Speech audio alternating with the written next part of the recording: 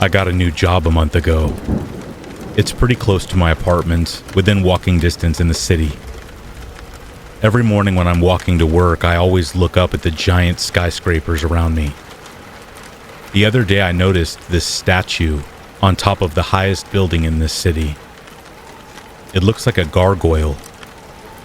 When I was on my way to work this morning, I was looking up at it, and I could have sworn that it was facing the other way yesterday.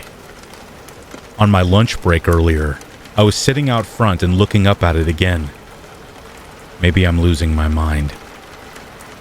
I looked really closely, and its eyes were open.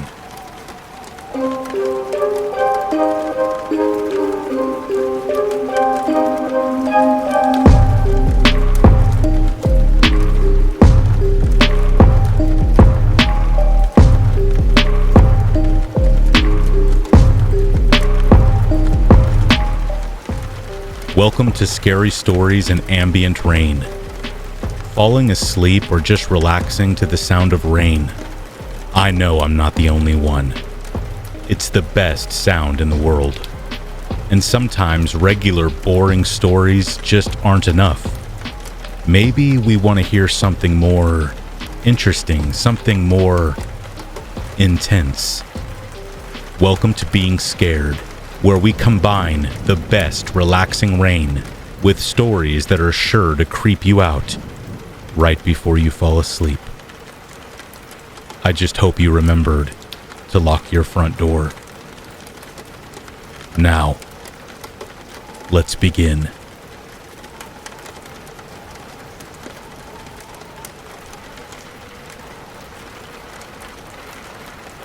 There was blood in my shoes again as I sat in the staff room waiting for my heart rate to return to not deadly. Seriously, had I known that making some extra Christmas money was going to be this intense, I would have just bought a big bag of macaroni and glitter and made everybody calendars. I had seen advertisements for temporary Christmas staff for a major online retailer. I won't say which one just in case they see this, but you might have seen people droning on about their latest innovation. If you're still in doubt, during the training period, I was informed by a manager with a puffed-up chest that the warehouse had its own public road built by the local council just to accommodate them. As I say, which retailer? A major one. The role was a picker. As the Christmas orders flooded in, it was my job to dash around the shelves, picking them up and bringing them back for packing. I had worked in Target-based environments before, so I thought I had known what I was getting myself into. But no. I guess you don't become a major online retailer without knackering a few ankles. I took a pedometer to work one day, out of curiosity, and was amazed to see that I covered nearly 16 miles in a single shift. The job was monotonous, but what was worse was the sheer pressure of the role. I had a handheld little beepy machine that I had to use to scan all the items I was picking, and, man, no sound in history has ever become so irritating as fast as that little handheld. The world over, there are babysitters violently shaking infants and thinking that at least they don't have to carry this thing for a daily half marathon. Every few hours, I would have to check in with the supervisor who would check my pick rate. He could even set it to start beeping if it got too low, like I was the bus in Speed, charging around the aisles with an imaginary Keanu Reeves on my back, making sure I don't go below 50 items per hour. Every shift was the same. Beep One Direction. Beep Pokemon X. Beep Game of Thrones. Beep Breaking Bad complete box set. Beep Hunger Games poster. Beep Hopes. Beep Dreams. Beep Legend of Zelda Premium Wii U gift set. It didn't take long for the physical demands of the role to come to the fore. The skin at the base of my nails was broken and peeling from being caught on 50 books and CDs an hour. My knees ached and popped from doing more squats than an Olympic wannabe. But the worst was the blisters. I would check my feet after each shift and see raw, red, irritated skin. I would check again in the morning and try to gently roll a sock over the big skin bubble of protective fluid that had developed overnight. The worst, though, was spending a day running on it, feeling the pressure of your step stabbing at the periphery of the blister, feeling it bulge and wane with every step, feeling the pressure separating the layers of skin. Then, finally, feeling that one short jolt of pain followed by a warm, seeping damp that collects under the arc of your foot. It was another shift down, and there was blood in my shoes again. Beep, beep. Beep, beep. Still, the money was all right, and it was only temporary. What really stepped up the game was when I offered a night shift. The night shifts were a different animal. People said they had better pay, lower pick rate targets, fewer supervisors, fewer orders coming through, the whole lot. They were massively coveted for anyone whose personal timetable wasn't tied to the school run. So if you were offered one, you took it. I was offered a fortnight's worth of shifts, and the extra money would mean I could quit a few shifts earlier before Christmas. It was nothing short of a godsend. My first shift was a week later.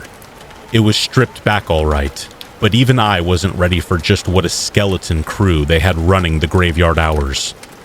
The pickers were out in force still, but everything else was pared right back to the bone. It was just us and a scant few supervisors in a warehouse that normally housed thousands. Plus, it was the night supervisors, a strange, mythical breed.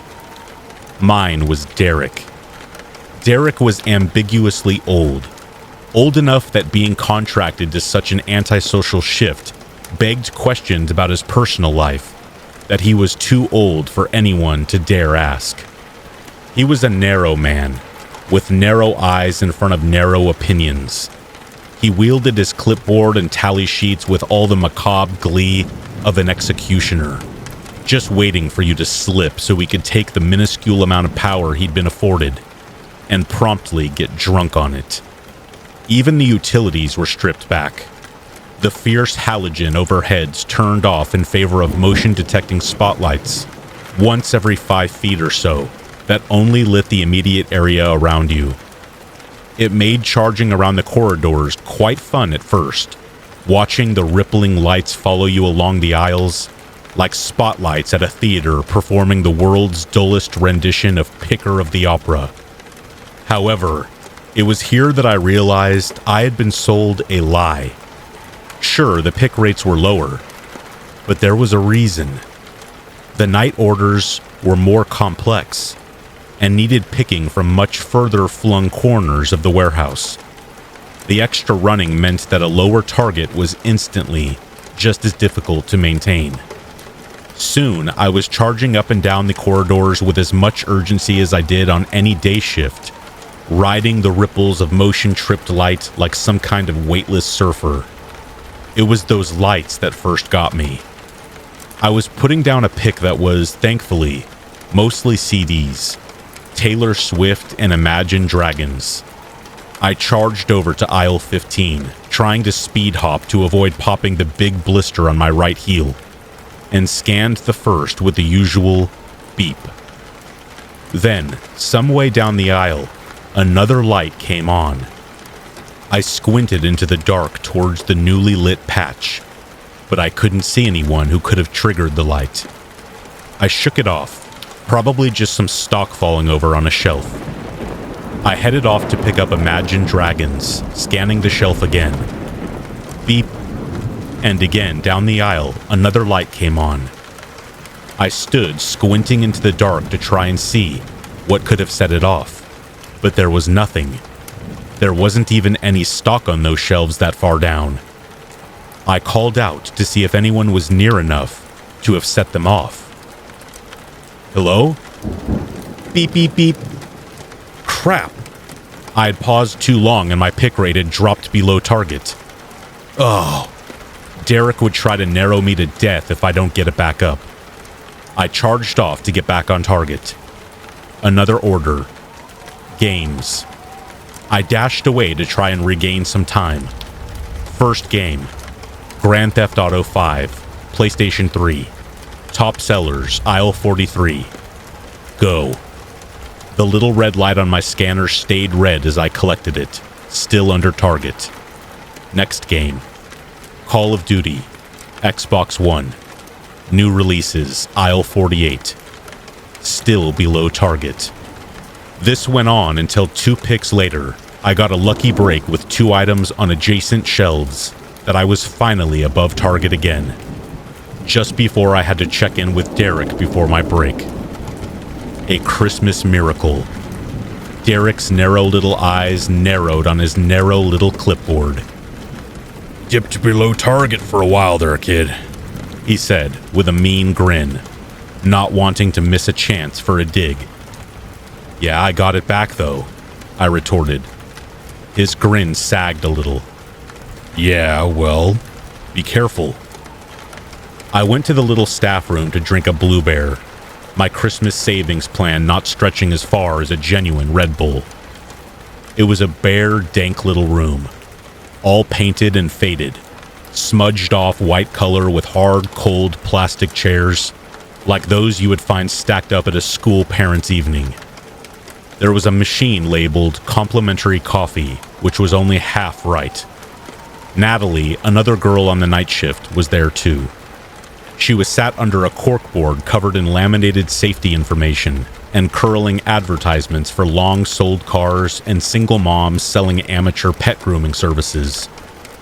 She stared at a coffee sat next to some caffeine pills with the mindless stare of a lobotomized PTSD victim. "Natalie?"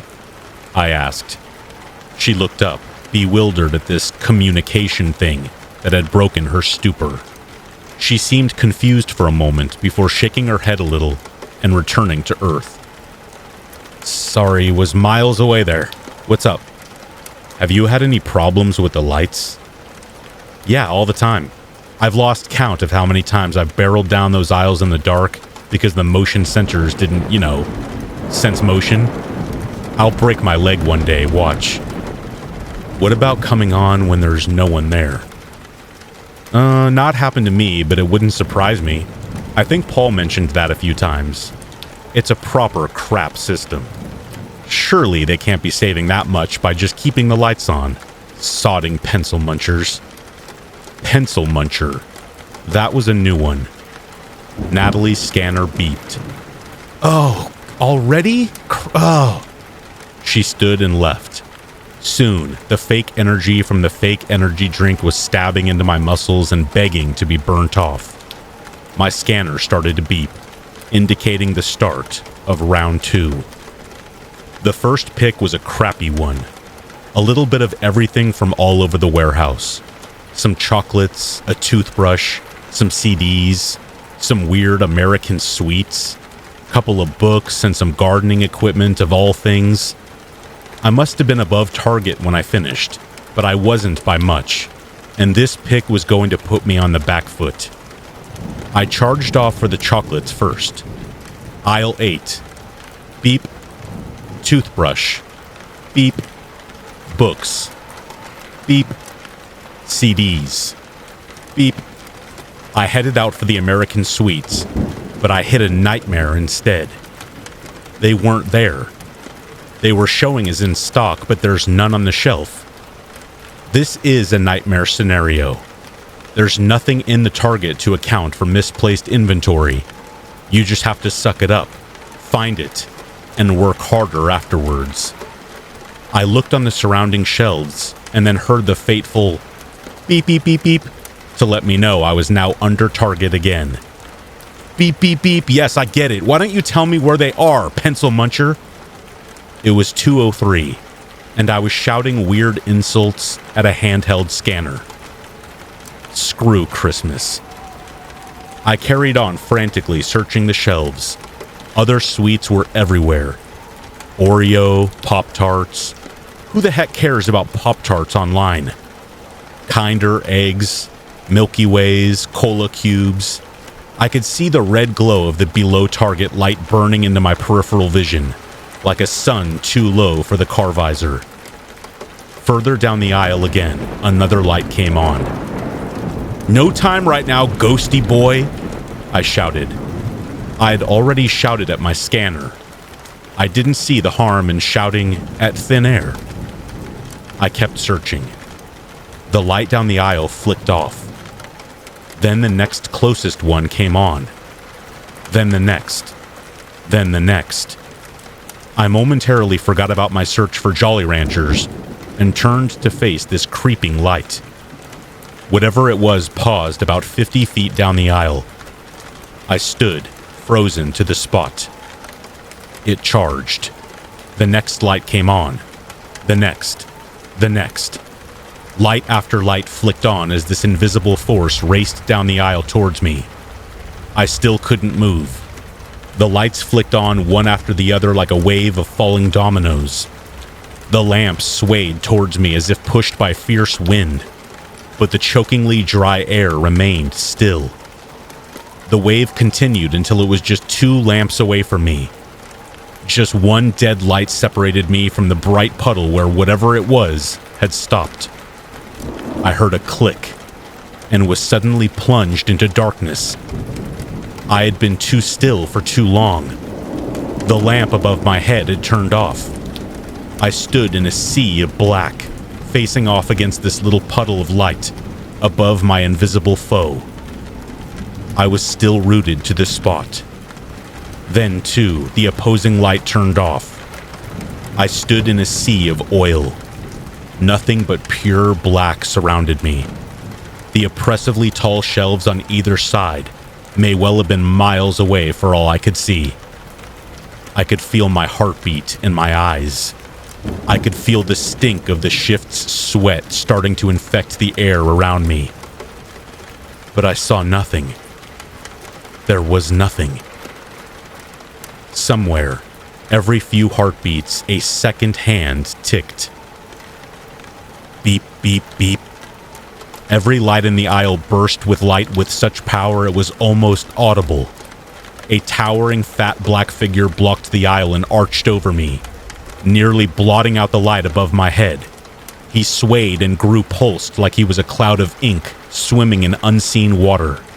Hands as big as bin lids fanned out on either side and swam over to grab me. Beep, beep, beep. The final beep was enough to break through my fear and get my feet moving. I sent every ounce of adrenaline and blue bear strength to my calves and started running with enough force to rupture every blister on my feet. My socks swam with blood and fluid. The torn bubbles of skin rubbed and ripped and squeaked over the open wounds, but I couldn't even feel it. I just kept pounding my feet down the solidly lit aisle, my scanner beeping wildly to tell me that my pick rate was slipping. Lights ahead of me wouldn't turn on, but my long pulsing shadow in front of me showed that behind me, something was setting them and following me. I didn't dare stop running until I nearly broke the door into the staff room. No one was there but Derek. He squinted at me, and then a strange look spread over his face. A soft expression I had not seen before. Sympathetic even. He stood up and entered a small code into my scanner. The small red warning light turned green, and my pick rate reset. "I'll transfer you to the day shift."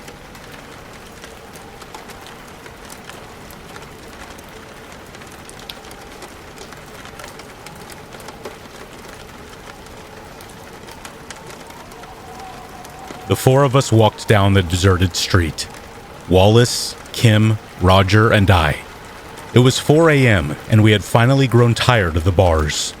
We had been celebrating Kim and Roger's marriage. The reception was long over, but the 4 of us were still going strong. We were walking to nowhere in particular, still wearing our wedding attire and reveling in drunken intimacy. The balmy Louisiana air felt delicious against my skin, even in mid-December. The blackness of the sky was comforting, draping around us like a velvet blanket. The yellow globes of the street lamps held it up, keeping it from falling and suffocating us. It reminded me of when I used to read under the covers as a child. my knees acting as tent poles while I held my flashlight between my shoulder and my jawbone.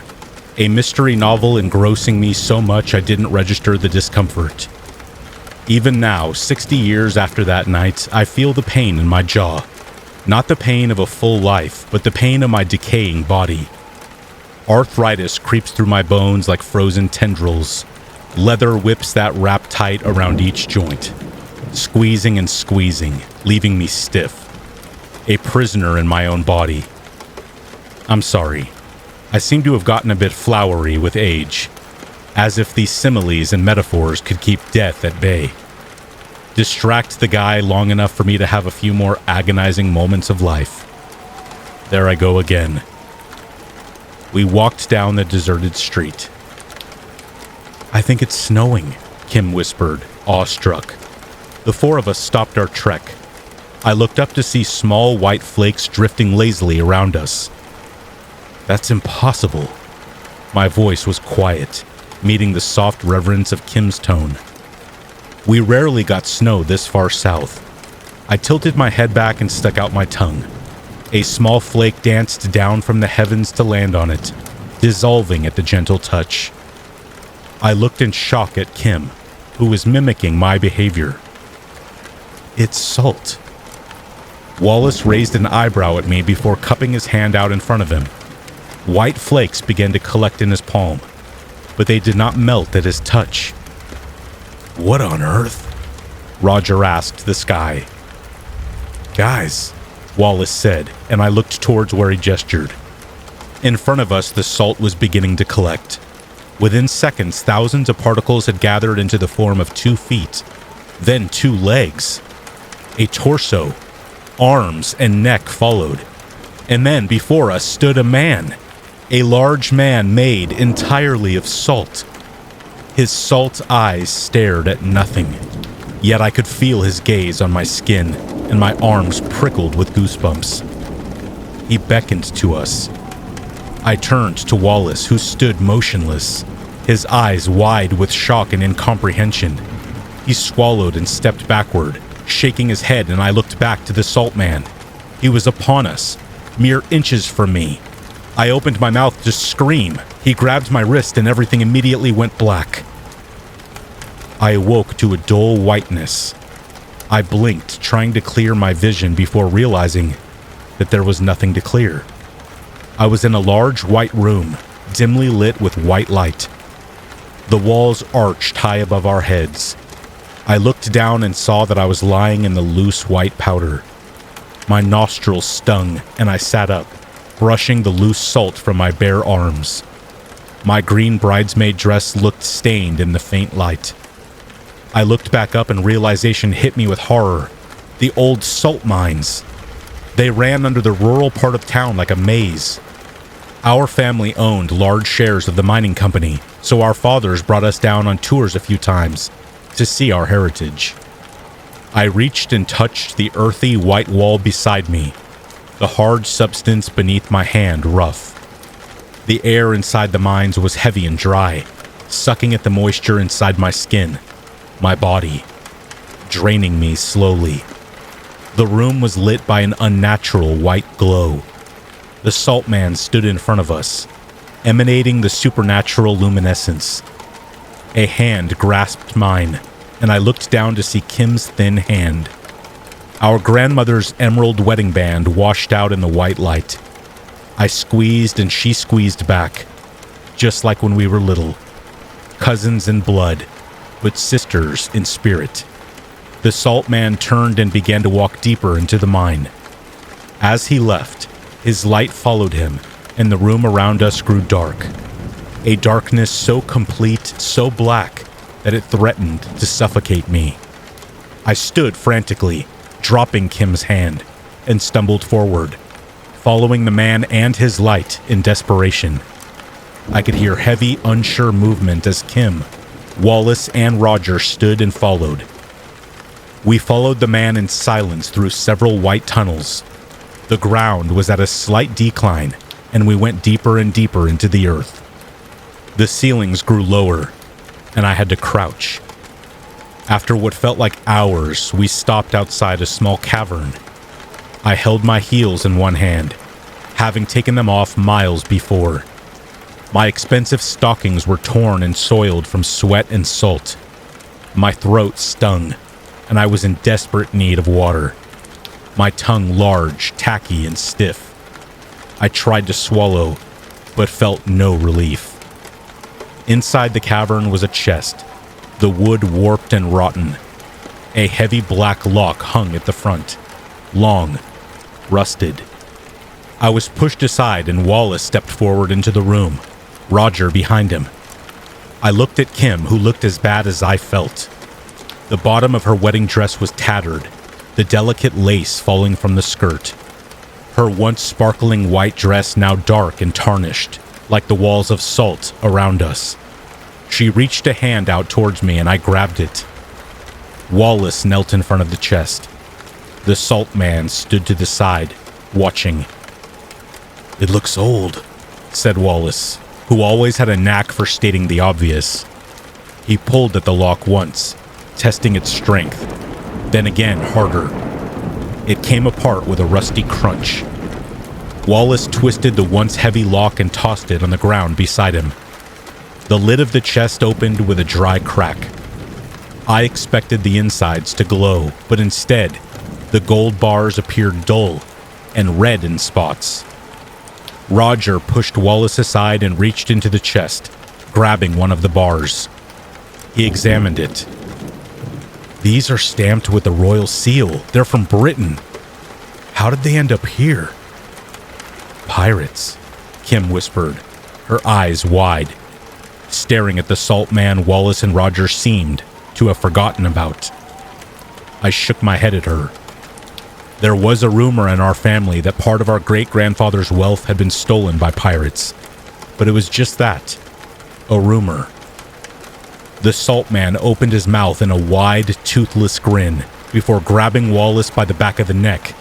Wallace cried out in surprise, his voice close and hollow in the small chamber. The small man pushed his head into the rotten chest, the wood cracking under the force. He brought his head up and looked with horror at Wallace's face, broken and bloodied. His right eye was closed, and his other eye looked at me, begging for help. The salt man brought his head down again and again, the cracks turning wet as Wallace's blood exploded against the dull, white walls. The salt man himself was stained pink, and soon, Wallace's cries died out to nothing. Roger, mouth agape, still holding the gold bar, stared at the salt man. I turned and began to run, trying to lead Kim by the hand down the salt tunnels behind us. She dug her feet and resisted. "Roger!" she cried. He turned to look at her, then down at the gold bar. He nodded absent-mindedly before reaching toward the chest for another. "Come on, Roger!" his new wife screamed, her voice wet with phlegm and fear. His hand reached around another bar as the salt man dropped Wallace's lifeless body to the ground. I pulled harder on Kim, forcing her further down the tunnel as she reached for Roger. He turned and started to leap from the room when the salt man's hand grabbed him. Kim's scream filled the mines and I tripped with the sudden force of her stop. Her hand slid from mine as I fell, the hard salt grinding against my face like sandpaper. I sucked in air sharply as the salt seeped into the fresh wound, stinging like wasps. I turned back to see Kim banging at the salt man's chest as he held Roger up by the neck with one hand. The other hand came up and grabbed Kim's left wrist, holding it up so that even I could see the emerald wedding band shine in the supernatural light of the ghostly pirate. He howled, the sound of sand through a rain stick. Thunder and anger. He squeezed and I heard the crack of Roger's neck as he went limp. He fell to the floor like Wallace had, his friend's blood, which covered the room, pooling around him as if it were his own. Kim, face red and wet, reached for his body, screaming. The salt man lifted her wrist higher, keeping her close to him. He brought his now free hand over her ring finger. I inhaled, the thick, cloying air around me tinged with the coppery smell of blood, and I got to my knees. I dragged myself forward and then hesitated. I looked from Kim, my cousin by blood, my sister by choice, and then to the salt man who held her in his grasp, wrestling her wedding ring from her finger. Kim's wedding dress was ripped and stained with salt, sweat, tears, and blood. She pulled feebly against the salt man, but it was obvious she was no match. I hesitated, debating what to do as I watched them struggle. Then I turned and fled. Kim's cries of pain and fear followed me for several turns before fading to nothing. I would stop from time to time listening for any sounds, but never heard anything but my own heavy breathing. I was in the mines for many hours before I found an active tunnel. By the time I was above ground again, it was late evening, and I spent the night in the hospital as the doctors treated my severe dehydration and shock. I tried to explain, but no one believed me. They assumed we got drunk and snuck down into the mines for fun. We got lost, and I was the only one who was able to find my way again. No one ever found Kim, or the bodies of Wallace and Roger. Eventually, the memories of that night became distant and faded. Till one day, years ago, I went into my en-suite restroom to freshen up before breakfast, and as I turned the faucet handle, all I heard was a dull roar, like sand falling, before white salt poured into the basin.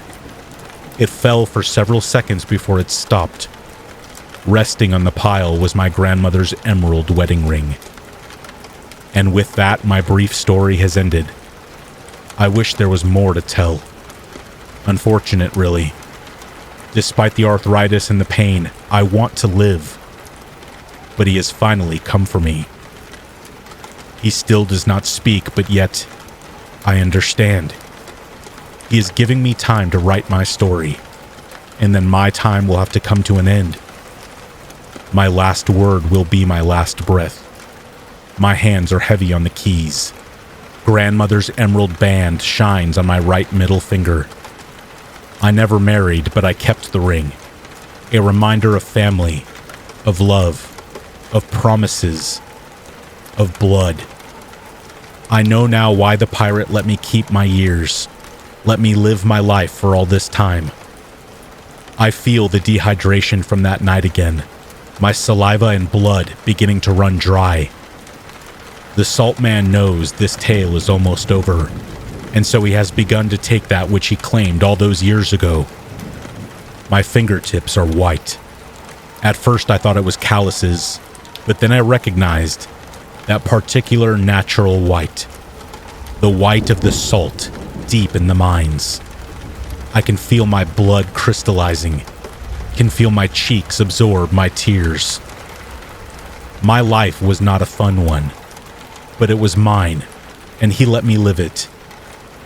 I do not wish to lose it, even now when my body aches and my fingers struggle to type as my joints stiffen. He bought me with years, sparing me then so he could fully take me now. But I do not want to go. I do not want to die and join him deep in the mines, his tomb. Even now, as each breath burns and my mouth puckers with the brining of my own flesh, I want to stay. But that is the nature of the world, is it not? To breathe and to die. To consume and to be consumed. Our lives revolve around it. Breath and death, both constant and eternal, as ubiquitous as salt.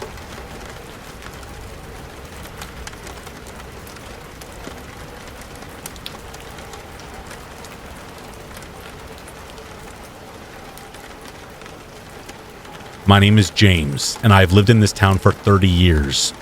And for as long as I can remember, there have been no children other than the ones born here that have ever lived in this town. Well, I wouldn't say never. You see, in this town, children just simply disappear. I don't know if it's cursed or if this town simply does not like outsiders. The year is 1990. I was an 8th grader in junior high, and captain of the school's basketball team. We had a pretty solid record so far, and we were set to face our arch rivals. This team was no joke either. After all, they were undefeated and had one of the best scorers in the state on their team, 12-year-old Jack Harvey. He was considered to be the prospect everyone wanted going into high school. Well, that all changed the night of the big game, when he disappeared. The day everyone was waiting for had finally come. The final bell had rung and school was let out for the weekend. While many paired off and did what they wanted, most were excited to attend the late-night November game that would soon change the town forever.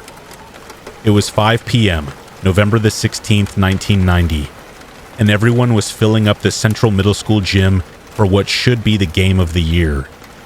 Buses pulled into the oversized parking lot, and the rival team poured off of them like they were a bunch of sweaty nerds at a convention. The time was soon 6:30 p.m., and both teams were taking the court.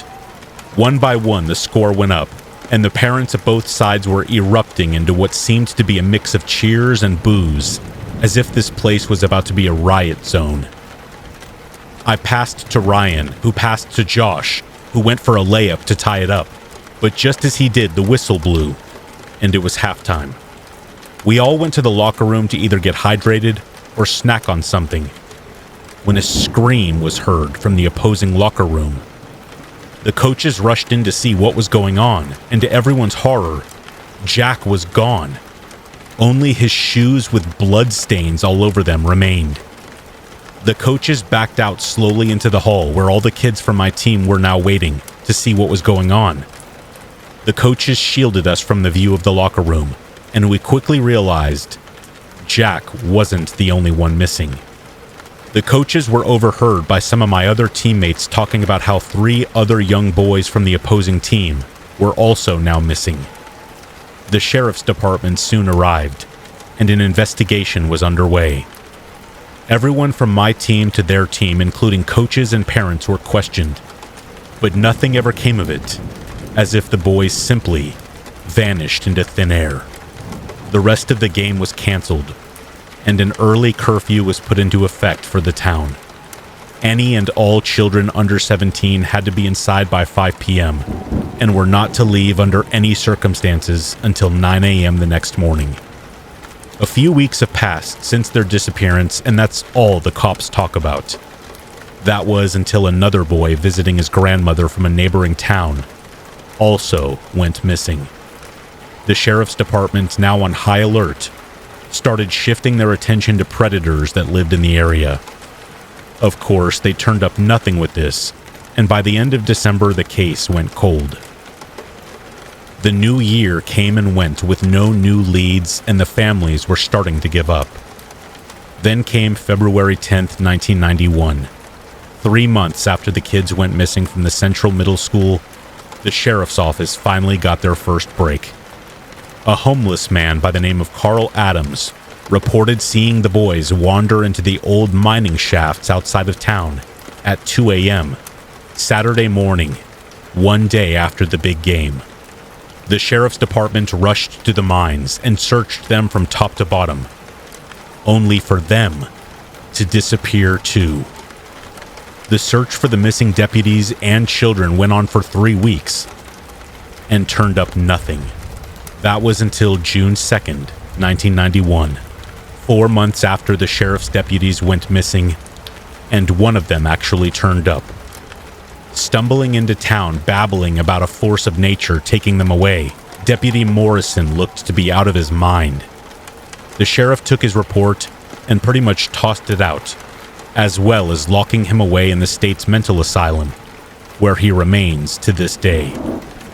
The mines collapsed in 2004, and nobody has been in or out since. It remains a cold case, 33 years later. My heart truly goes out to the missing, but to be honest, I'm just glad that it wasn't me, and that it's just another blip in our town's weird history.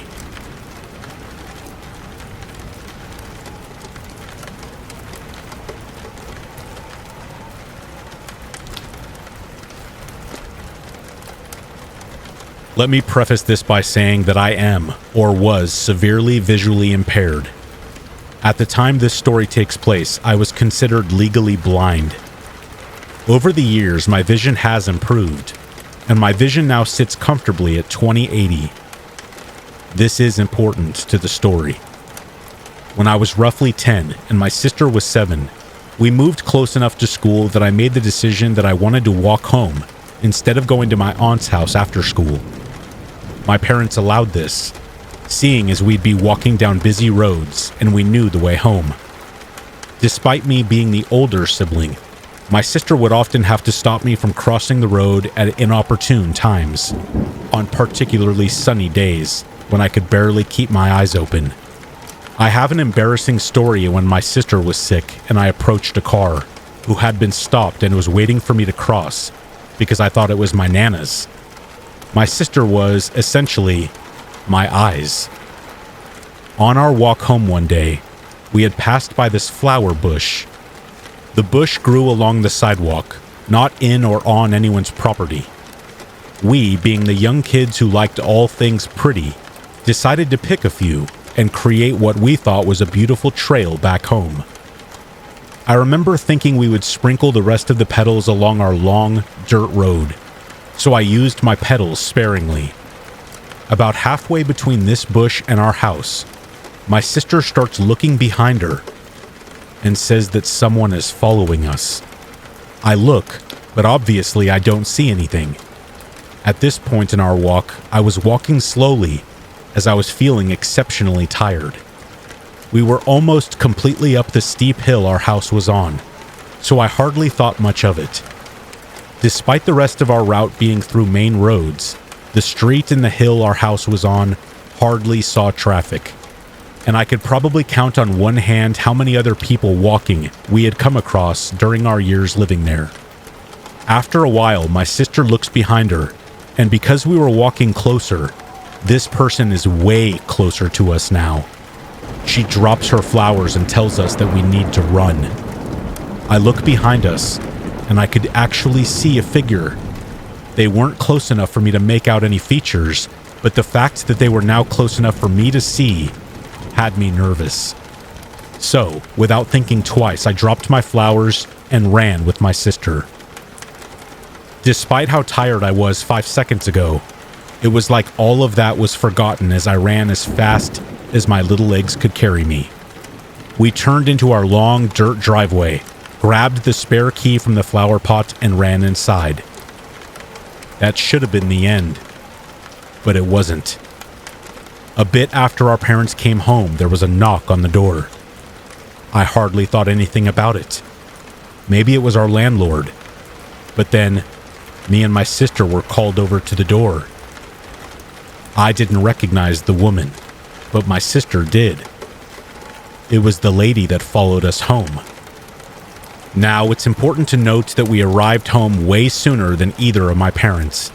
It would be an hour or more before either of them returned home from the time we got home. Because of us running home, it would be even longer.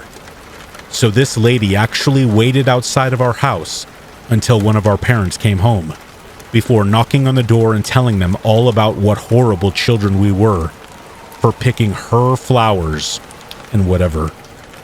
Apparently, she was staring at us from our window as we picked the flowers, and when we started sprinkling them on the sidewalk home, she started to follow us.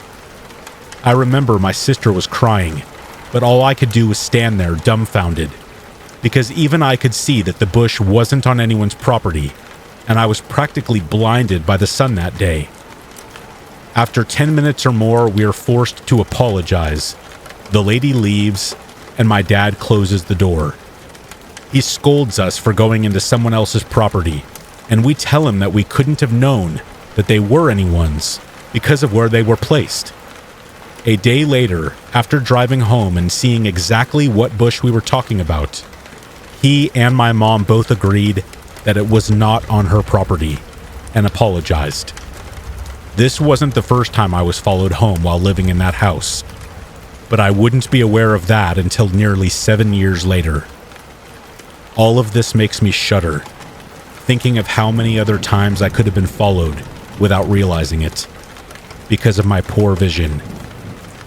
If it weren't for my sister that day, I probably wouldn't have even noticed that lady until it was too late.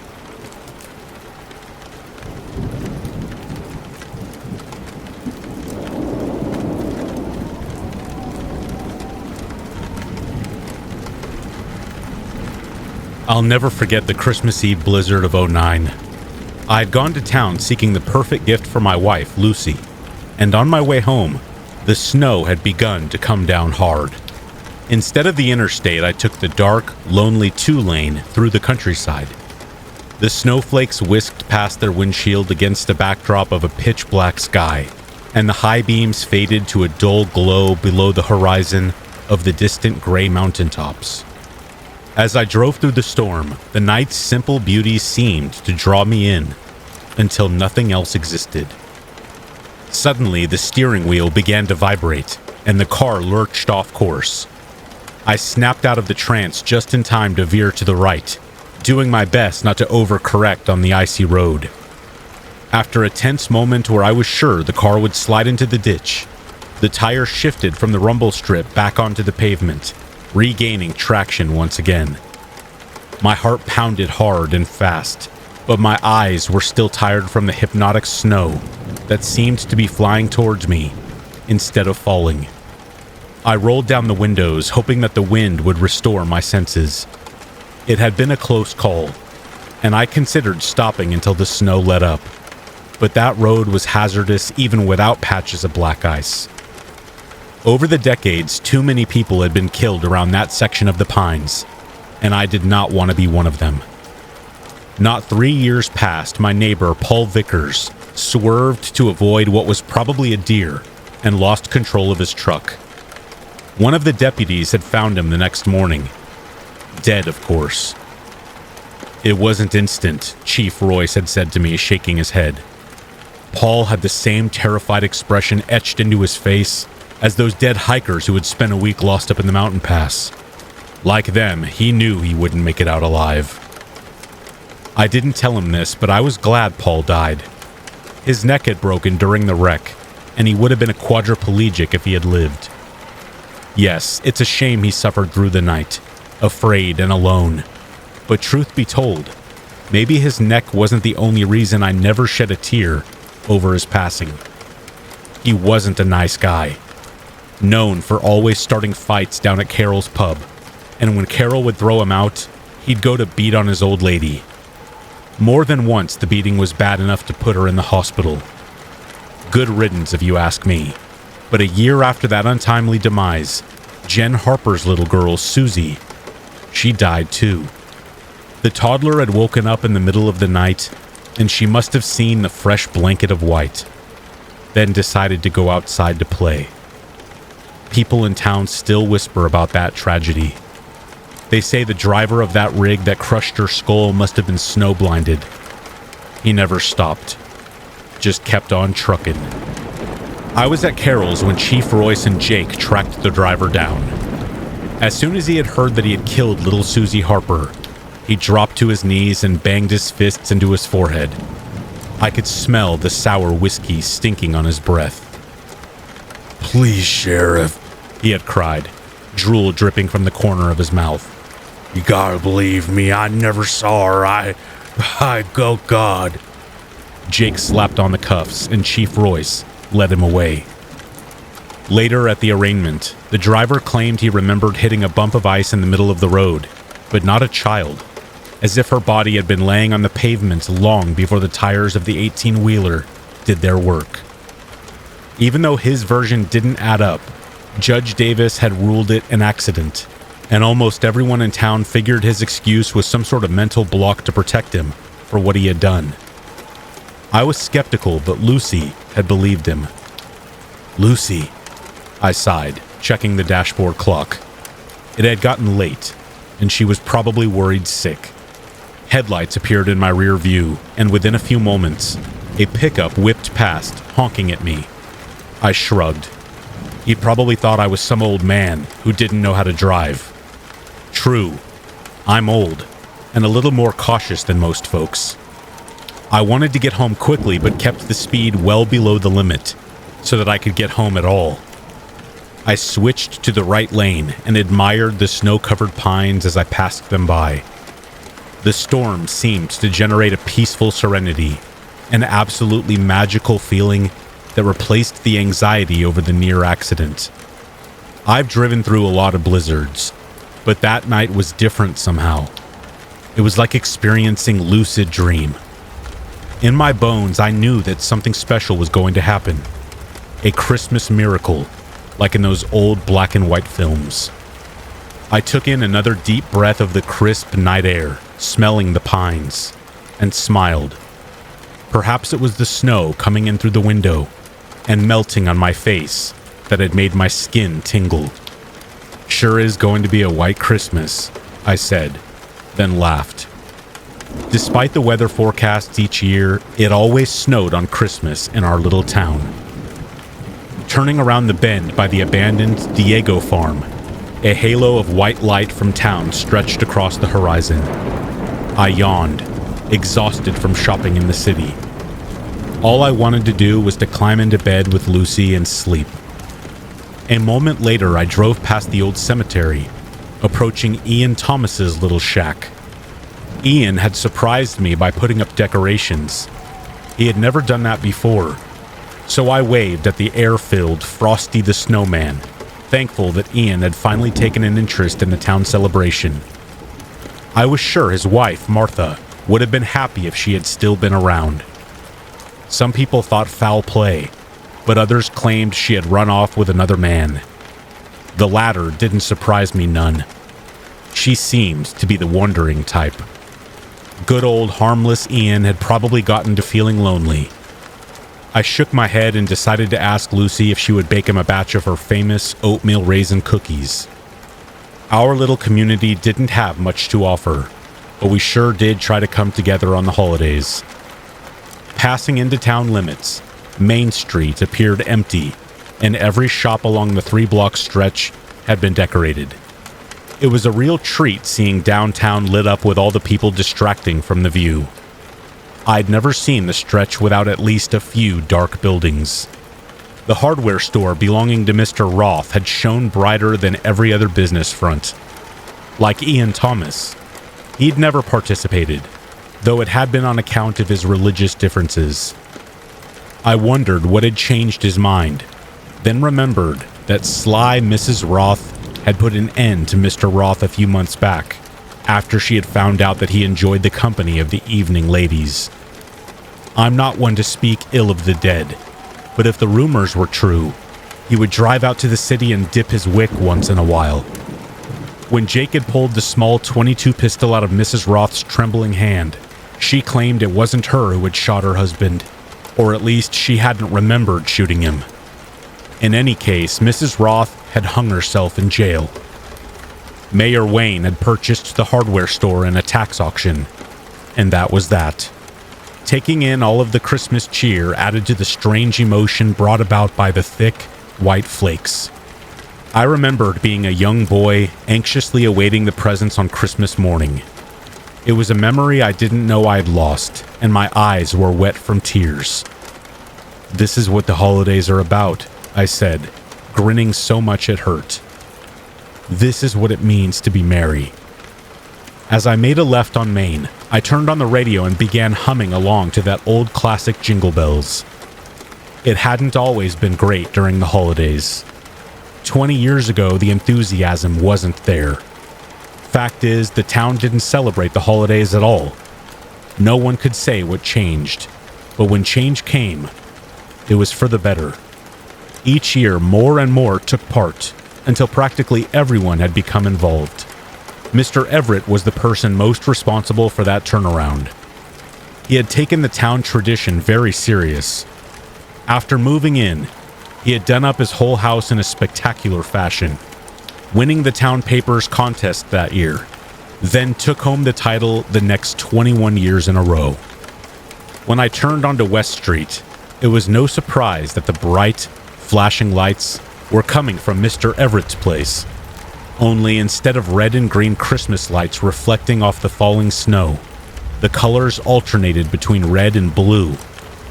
I wondered what new scene the white-haired, long-bearded man had set up in his yard. But it wasn't decorations flashing.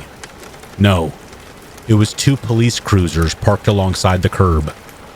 The small gift for Lucy sat on the passenger seat, and I imagined her face lighting up when she noticed it tucked under the tree. Frowning, I said, "Few more minutes won't matter much now," and pulled into Mr. Everett's driveway. A figure standing in the yard yelled, "Hello, Hank, you're out late." I couldn't tell who it was at first. The snow-covered black uniform camouflaged his features, so I squinted and leaned my head out the window. "Oh, hiya, Jake. Is Mr. Everett all right?" Jake walked over to my car door and knelt down, face to face. "Don't rightly know. He's getting up there in age. No offense, of course." I laughed. "None taken. Just you and your dad out tonight? Didn't need an ambulance?" Jake sighed. "Well, we found him wandering around in the Campbell's house down the ways. He triggered the silent alarm when he walked through the back door." I shook my head. "Sounds like Alzheimer's." "Yeah, sounds like." "The Campbells aren't pressing charges, are they?" The family had been new to town from some metropolis out west. They had moved into the Sanders place after Jack Sanders took his life with a circular saw. Neither Mr. or Mrs. Campbell or their teenage son had gone out of their way to introduce themselves, let alone make friends. So none of town folk had any idea what kind of people the Campbells really were. "They're away for the week," Jake said. "We'll need to tell them when they get back, but no harm done, so..." I wouldn't be surprised if they had a weapon, them being from the big city and all. Had they been home, it might have been Mr. Everett's body you'd have come out to collect. Jake nodded. "Hey, why don't you head inside, Hank? Pop's in there talking with Mr. Everett now. You know, we don't want to send him to the hospital on Christmas. Maybe you could keep an eye on him until his head clears." "It's a lot to ask. If you can't, I'll stay myself." I glanced at the gift on the passenger seat once more and whispered, "We come together on the holidays." "What's that?" "Nothing, Jake. Sure, I can stay. Don't mind at all." Jake led the way into Mr. Everett's house. "Hank's here, Pop. He can stay." "Be right out," Chief Royce said. Jake waved me inside. "Go on in. They're just finishing up in the kitchen." "Thanks, Jake." "Take care," Jake said, and then stepped back out into the snow. Mr. Everett had filled his living room with Christmas ornaments from all over the world. Some appeared to be very old and very valuable. I stacked and unstacked a set of antique Russian nesting dolls while listening to Chief Royce in the other room, explaining to Mr. Everett that someone needed to stay with him for an hour or so, just to make sure he wouldn't go wandering off again. A few moments later, he stepped from the kitchen and tipped the brim of his Stetson. "Hank, Junior and I need to get back to watching the roads. It's already halfway to nasty out there, and I don't want anyone getting stuck. I appreciate your help." "Sure thing, Chief. Lucy's already asleep. She won't mind." After giving me a firm pat on the back, he turned toward the kitchen. "I'll stop by tomorrow to make sure you're okay, Mr. Everett. You have a Merry Christmas." He shook my hand and then slammed the door as he left. I watched out the window as the 2 police cruisers faded into the snowfall. Mr. Everett walked up behind me, said something under his breath that I couldn't make out, and then walked back into the kitchen. I lingered at the window, admiring the Christmas decorations on all the houses along the block. Only the Campbell's place sat dark, like an ink stain on a fine suit. "Ain't going crazy," Mr. Everett yelled. I sighed, then went into the kitchen and sat at the table across from him. "I don't think you are." Mr. Everett shook his head. "One of my ornaments ran off. Found her snooping around in that Campbell house." "Is that so?" "Yeah, and I'm glad they weren't home. It would have been bad. Very, very bad." I nodded. In a low whisper, Mr. Everett said, "They'd have been killed." "Yeah, you got luck." "Wait, what did you say?" Mr. Everett shook his head. "Wasn't nothing important." He pushed his chair back from the table. Need to piss. He left the room through the country door leading to the parlor. The door swung closed but didn't latch. The left side slowly creaked open a few inches. A brilliant kaleidoscope of lights twinkled through the crack. I furrowed my brow and stood. Pushing the door open, a rainbow of color lit up the walls, the spectacular lights emanating from a massive pine tree in the center of the room.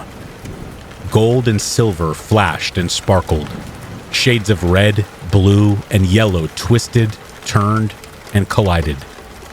Purples, greens, and oranges brightened, dimmed, and merged. Though it was the most wonderful sight these old eyes had ever beheld, it took a moment before I could look directly at the tree. My gosh, I said, reaching for a branch. The display was more like a shrine to Christmas than a symbol. The surreal lights radiated from these hanging, translucent orbs. I squinted and tried to see how the bulbs worked, but none seemed to be connected to a power source. Between them, dozens of ceramic figurines adorned the pine needle. The lifelike sculptures seemed to move in the shimmering colors. I leaned closer. The figurines were moving. A replica of Paul Vickers reached at me, its tiny arms clutching at the air. The little face twisted in agony as it spat silent curses. I stumbled back. A scream caught in my throat, but it was too late. In the blink of an eye, I had seen them all. Susie Harper, her head and chest caved in. Body twitching. The Diego family, faces blue from carbon monoxide poisoning. Martha Thomas, throat cut, gasping at a breath. Mr. Roth, blood dripping from several bullet holes in his chest. Mrs. Roth, ruptured eyes bulging. Jack Sanders covered in blood, holding his own intestines. There were others too. So many others. Beautiful, isn't it? Mr. Everett said from somewhere behind me. I spun toward his voice, saw the flash of a baseball bat, and felt searing white pain through the side of my head before everything went black. I don't know how long I was out, but when I awoke, my whole body buzzed, and I couldn't move my arms. Something thick and wet ran down my right ear. Whoa, what in the... Mr. Everett and I were back at the kitchen table. My arms and chest had been duct taped to the chair. You can't hurt him. You can't hurt him. My double vision cleared and I focused on a figurine, 4 inches tall, standing in the middle of the table, facing Mr. Everett. Green and red felt draped over his rigid shoulders, and a golden Santa hat sat at an angle on its head. Everett. Mr. Everett shook his finger at the figure. Hank's not one of them naughty people, so you won't take him. You've taken enough anyway. Let me go, I mumbled. No, Mr. Everett screamed. I'm not gonna kill him either, you little freak. I heard a small ringing noise as the figure turned around. Tiny bells on the tips of its moccasins. The figure, an ugly little creature, cocked its slimy head to the side. It narrowed its forest green slitted eyes until only the black pin-sized irises were visible. It grimaced, and a mouthful of sharp, pointed teeth ground together with a metallic-like scraping. Then it hissed and jumped from the edge of the table, landing on my chest. Geez, Everett, get it off me! Get it off me! I twisted violently, trying to shake off the creature as it scurried upward, lunging and snapping at my face. Hank, stay still and she won't hurt you. I clenched my fist and held my breath as it held onto my beard and leaned in close to my left eye. It laughed and then somersaulted from my face, hit the tabletop and rolled to its feet, bells jingling. Let me go home to Lucy, Everett. I swear I won't say anything to anyone about your pet. Word to God, I won't. She wanted that Campbell boy, that little sneak thief. He's been stealing ever since his family moved to town. Had he been home, she would have lit the house on fire. My jaw dropped. You were going to kill the Campbell boy? No, of course not. Everett laughed and pointed at the creature. She was going to kill him. I tried to stop her. Hell, I tried. I always try, but it's no use. If someone in town is a rotten egg, she'll go after him. Boys and girls, too. It don't matter. Hey, don't look at me that way. You know as well as I do that Susie Harper was an insufferable mean brat. She would have grown up to be a terrible person and deserved what she got. They were all bad people. I tugged at my restraints and the arms of the chair creaked. This can't be happening. Argentina, 1954, Mr. Everett said, slouching in his chair. That's when she found me. An honest-to-goodness Christmas elf, Hank. That's what she is. It's a monster. The creature lunged at me again, teeth bared. Mr. Everett slammed his fist on the table. No, leave him alone. The creature pointed at me, then at the tree in the parlor, bright lights still gleaming. I don't give a dang, Mr. Everett said, waving his hand dismissively. Go tend to the important business in the other room and leave us men alone. The creature hissed. Now. The creature raised its fists and shook them above its head. Mr. Everett folded his arms across his chest and stared until the creature climbed down the tablecloth and shuffled into the parlor. He sighed and then said matter-of-factly, Those figurines hanging from the tree are the trapped souls of the bad folk. She used to eat them up quickly, but for the past few years she's been hoarding. You wouldn't believe me if I told you why. I swallowed hard and tested my restraints again. Please, you gotta let me go, I begged. The chair cracked again. Surely he had heard it that time, but I knew with one more good pull I would be free. Something shattered from in the parlor, quickly followed by another loud crash and another. Mr. Everett raised his wrist and looked at his watch. It's time, Hank. Can't stop it now, even if you wanted to. I've been looking over her for decades, and this is the Christmas it's finally happening. He stood slowly, holding a butcher knife in his hand, and took a step toward me. His eyes went wide. Light from the ornaments reflected off the blade as Mr. Everett swung it in a downward arc.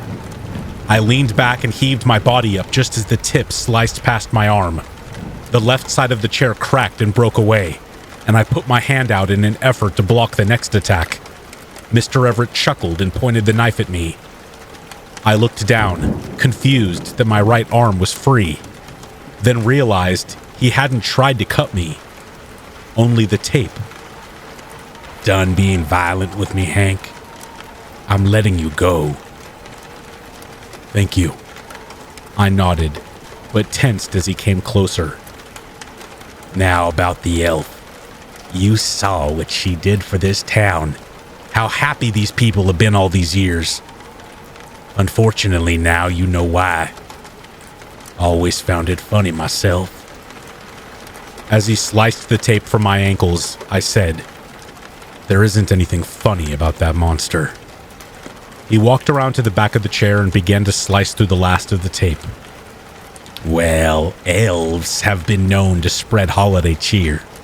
But who would have guessed they do by removing the bad-hearted and non-joyful bumpkins? Elves can see who we really are, what we've done, even what we're gonna do. They know us and they judge us. Another series of crashes came from the parlor. It's too late for me, but you can tell them if you want, Mr. Everett said. Make sure they all know to be merry or else an elf might come. The instant the pressure of the tape gave way from my chest, I kicked the chair backward and took off toward the door. A much louder crash came from in the parlor, sounding like the tree had fallen over, and I turned to see the creature standing in the doorway snapping its jaw. The stench of rotten pine needles hit me as I crashed into the front door. It flung outward, frame shattering. I slipped on the porch stairs and fell into the snow, ice stinging my hands and face. Mr. Everett yelled from inside the house. "Sorry I hit you, Hank. It was my job to protect him. Can't fault me for that, can ya?" I ran past my car, digging in my pocket for my cell phone. I dialed 911 and pressed the receiver up to my ear, cringing at the pain. "Chief, please come quick." "Hank, are you okay?" "Just hurry." I ended the call and ran the 2 blocks to my house. Lucy was asleep on the sofa, a thick novel resting on her lap. The cold air blowing in swept over her, and she opened her eyes and shivered. She yawned. "Hello, dear, you were out late." I slammed the door, locked it, and then looked out the window. Through the white mist, I couldn't tell if Mr. Everett or the creature had followed. Lucy gasped. "Goodness, Hank, you're bleeding." I ran throughout the house, checking each window for signs of forced entry. No signs of a break-in, but I wished Chief Royce would hurry. "You're scaring me." Lucy grabbed my arm and pressed her warm hands against my cheeks. "Tell me what's going on." I realized how crazy I must have seemed, but there wasn't time for me to explain everything.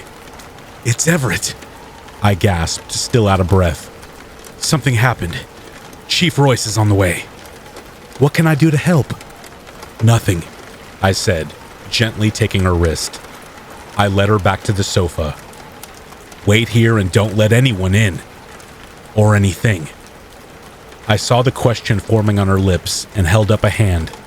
"Please, Lucy, don't open the door no matter what you see or hear out there." She nodded, and I ran off to check the rest of the house. The small creature could have gotten inside a million different ways. So after a quick sweep, I grabbed the Remington from the closet and sat in the recliner next to Lucy, the weapon lying across my lap. Despite my protests, Lucy went into the kitchen and grabbed the first aid kit. She bandaged up my ear while I kept eyes glued to the door and my finger firmly on the trigger. By the time she finished, a series of flashing red and blue lights had appeared outside. A figure walked past the porch window and knocked on the door. I leveled the weapon and nodded for Lucy to open the door. "Good evening, Lou." Chief Royce's eyes widened, and he reached for his weapon on his hip while pushing Lucy to the side. I had lowered the weapon before he had even finished speaking. "Chief, are you alone?" Chief Royce looked to Lucy and then back to me. "What in the blazes happened to your ear, Hank? And why were you pointing a weapon at me?" "I'm sorry, I didn't know who else was out there. You've been back to Everett's, right?" "Yeah, we found him." "I'm sorry, Hank. We should have called the hospital after all." I shook my head. "What?" "Jake's guessing a heart attack." "Everett's dead?" Chief Royce gave me an odd look. "You didn't know? But you're the one who—" I dropped my weapon next to the recliner and pushed my way past Chief Royce and Lucy. The snowfall had let up enough to see down the street. Outside of Mr. Everett's house, an ambulance had parked next to Jake's cruiser. I ran toward the house, Lucy and Chief Royce chasing after me, yelling for me to stop. When I came to a halt behind the ambulance, the paramedics were loading Mr. Everett's body. I noticed the smug grin etched onto his dead face before the doors closed. Jake walked up next to me. "At least he made it to Christmas." I checked my watch. 12:30 a.m. "Where's that little monster? Did you see it?" Jake narrowed his eyes. "Does he have a cat or something?" I shook my head. "Or something." Walking into the house, I listened carefully and scanned the room for any movement. The foul odor of dead pines still lingered, but seemed to be fading. I stepped into the dimly lit kitchen, expecting the creature to attack, then noticed that the chair I had been duct taped to was no longer there. Also, the parlor door had been closed. I placed my hand on the wooden handle and hesitated. Chief Royce, Jake, and Lucy had all caught up and stood behind me, sharing worried whispers. I swallowed hard and pushed the door open. The large pine had been overturned, and every one of those brilliantly glowing orbs had been shattered into tiny glass shards. All the figurines had been smashed beyond recognition, most crushed to nothing more than powder. Underneath the tree lay the broken kitchen chair. Jake put a hand on my shoulder. "That's where we found him. Looked like he tried to hang an ornament, and his heart gave out. Must have pulled the tree down on top of himself, poor guy." I choked back a scream. Looking around the room, thoughts racing. I felt the answer clawing at the back of my mind. The crashing, the shattering, the smell of dead pines, and Mr. Everett's final words. All of it rang over and over in my head. "Hmm?" Jake said, kneeling. "Wonder what this sludge is." Lucy smiled. "Looks like pine sap to me." "Mr. Everett died doing what he loved," Chief Royce said. "Hank, thanks for being with him in his final moments." He pointed at my bandaged ear. "Looks like that tree got a piece of you as it fell, huh? I guess it rung your bell pretty good." "Bells," I said. Somewhere in the distance, I could hear a faint ringing. Lucy hugged me. "Why don't we get you to the hospital? You might have a concussion." "Bells," I said again. "You don't hear them?" I stared at the puddle of sap that seemed to have spread toward the back door. I walked across the parlor to the window and scanned the pristine snow, listening for the faint ringing. The world outside was white, still and quiet. The world was wrong. Movement caught my eye. The creature stood at the tree line, watching me from amidst a huge mass of bright green pine needles. It waved, and my blood ran cold. "The tree came down hard," I whispered absent-mindedly. "Caught me in the side of the head, and I think I got a little confused." I turned away from the window. "Come on, Lucy, let's go home." I nodded to Chief Royce and Jake. Then Lucy and I left them to their work.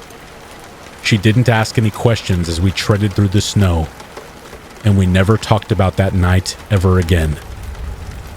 Some people in town say it's best to let the past stay in the past. I tend to agree, though every December I'm reminded of that snow and what I saw at the edge of those woods. Each year when the decorations start to go up, I wonder if I should finally tell someone the true secret of Mr. Everett's Christmas ornaments. Now that I'm old, and now that Lucy's gone, I think it's finally time. As I stood next to the fallen pine, my eyes followed a sap trail of countless tiny footprints leading into the forest. You see, those figurines weren't the only decorations that should have frightened me. The beautiful glowing ornaments were something special too. Those orbs were eggs, and thousands of pine needle baby elves had hatched and fed in the first hour of Christmas morning. Merry Christmas. Henry Van Ways. December 2014.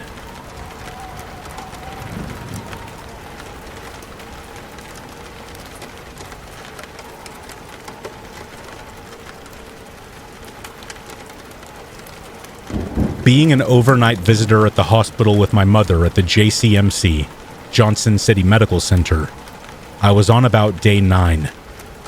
You know how you can't sleep well in the chairs the visitor has to sleep in at the hospital?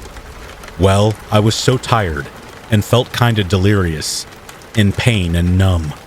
I wasn't about to leave her there alone, and there was no one willing to come relieve me so I could go home and rest. It was about 3 a.m., and I thought I saw someone out of my peripheral vision.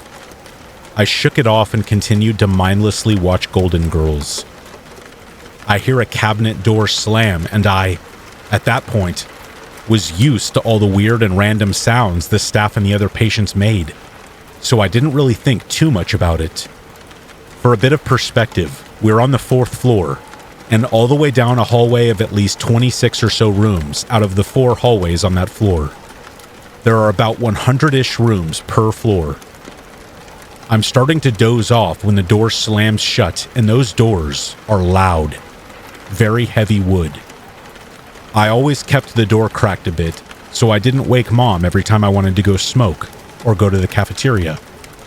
I jumped up and went to open it, and all the nurses were standing outside the rooms where their substations are. They tell me to shut the door and keep it shut, that there was someone in the building and for safety, to stay in the room. I obliged and went to sit back down, but this time I turned off the TV mounted in the corner of the room. I wanted to hear what the nurses were saying. I no longer could sit, as tired as I was, but due to HIPAA, they couldn't tell me what was happening, and I'm not only nosy but bored, and really wondering what's going on. The horrific thing that happened next was beyond my expectations of what was happening with an intruder. A psych patient from across the street at Woodridge Mental Hospital had somehow managed to escape. And this wasn't your normal crazy person. This was a lunatic that was smarter than most, and very questionable. He was due to be shipped to an asylum-like place 2 days later. He came into the hospital where my mom was. My skin was crawling. As I had the TV off and standing at the door, I looked at the TV, and I saw movement. It was the shower curtain through the crack where my bathroom door was ajar. I kid you not, out of all the rooms, he was in my mom's. I was so tired to the point that he got past me and into the bathroom. I calmly hit the call button on the TV remote, and the nurse popped the door open, and I pointed toward the bathroom when she cracked the door to see what we needed. Her eyes were as big as golf balls, and she left the room door open like a champ. Unlocked my mom's bed, unhooked her oxygen and monitoring stuff, and rolled her into the hallway. And I, at that point, was sitting at my mom's feet Indian style and having a panic attack. They had several nurses and staff from Woodridge go in and detain the man. They wheeled him out as they gave him some type of strong sedative. My mom stayed for another 4 days. The nurses never told me the guy's name, but they did tell me about what he did and how it all happened. And it's not something I really wish to repeat.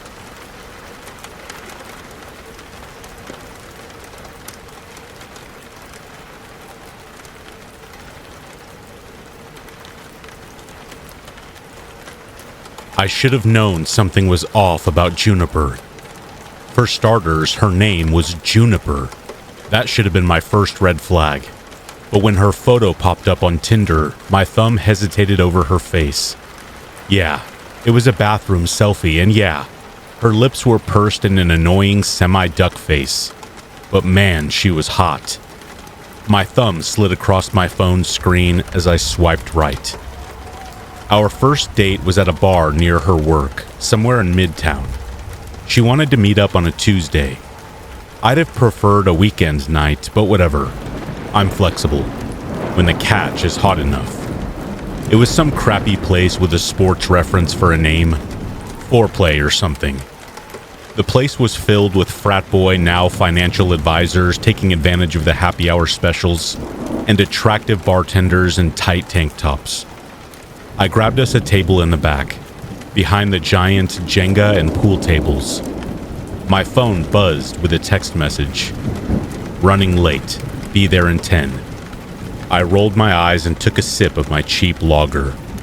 She better be worth it. My beer caught in my throat as she walked past the bar into the main seating area. She scanned the room for me, her long blonde hair over one shoulder. She wore a fitted button-up shirt, unbuttoned at the top, and a pencil skirt. Her long, thin legs ended up in a pair of pink pumps. a little bit of spice in an otherwise fairly conservative business outfit. I felt my groin warm as my eyes lingered on her calves. Her face lit up with recognition when she caught my gaze. Her Tinder picture did not do her justice. Her nose and chin were round, her face an oval with a slight widow's peak. Her lips were full and rosy pink, her blue eyes wide with excitement. I raised my glass and smiled my most charming first date smile. 5 hours later, I lay in her bed, satisfied. Overall, a decent first date. As I listened to the water running from Juniper's bathroom, I decided with drowsy comfort that she would make a great sacrifice. We dated for a few months. Juniper was hot, cheeky, and wild in the bedroom. Things were going great, until she invited me to her parents' cabin for Christmas. My father passed away earlier that year, so no one was waiting for me. I had to keep Juniper close for this year's offering, and I figured it was the season of family. As they say, the more the merrier. We weren't able to drive up to her family cabin until Christmas Eve. Juniper worked as a legal secretary, and the office didn't give her much time off, so it wasn't until around 3 p.m. before we were loading Juniper's luxury crossover. It's okay, I thought. Still plenty of time. She wove the car through the snowy back roads and explained to me what a snow tire was. I had only recently moved up north from Florida, and I was thankful she didn't ask me to help drive. But I had never seen snow before, and its beauty struck me. I watched out the window as we passed the sparkling white landscape, mesmerized. Her parents, both lawyers, were loaded, so I don't know why I was surprised when we pulled up to the family cabin. The 2-story mini mansion was built from polished wood and stone. Large columns stretched up from the ground to the roof, creating a sharp awning that sheltered the double-glass front doors and floor-to-ceiling windows that spotted the modern exterior. Juniper parked her car at the top of the driveway, expressing obvious annoyance that all 3 spaces in the garage were already taken by her parents' and sister's cars. I peered out the passenger window at the house. Large, soft snowflakes fell lazily to the ground, illuminated by 2 spotlights shining from the front yard onto the cabin's facade. The light reflected off the snow, giving it the illusion that the heavens were raining gold. Wow, I know I'm from Florida, but... I paused. This isn't really what I was picturing. Juniper lowered onto the wheel to get a better look at her family home. Her face glowed in the warm light from outside. She chuckled. Yeah, I know, but don't be fooled, it's not all fancy. She eyed me mischievously. The cell service is crap.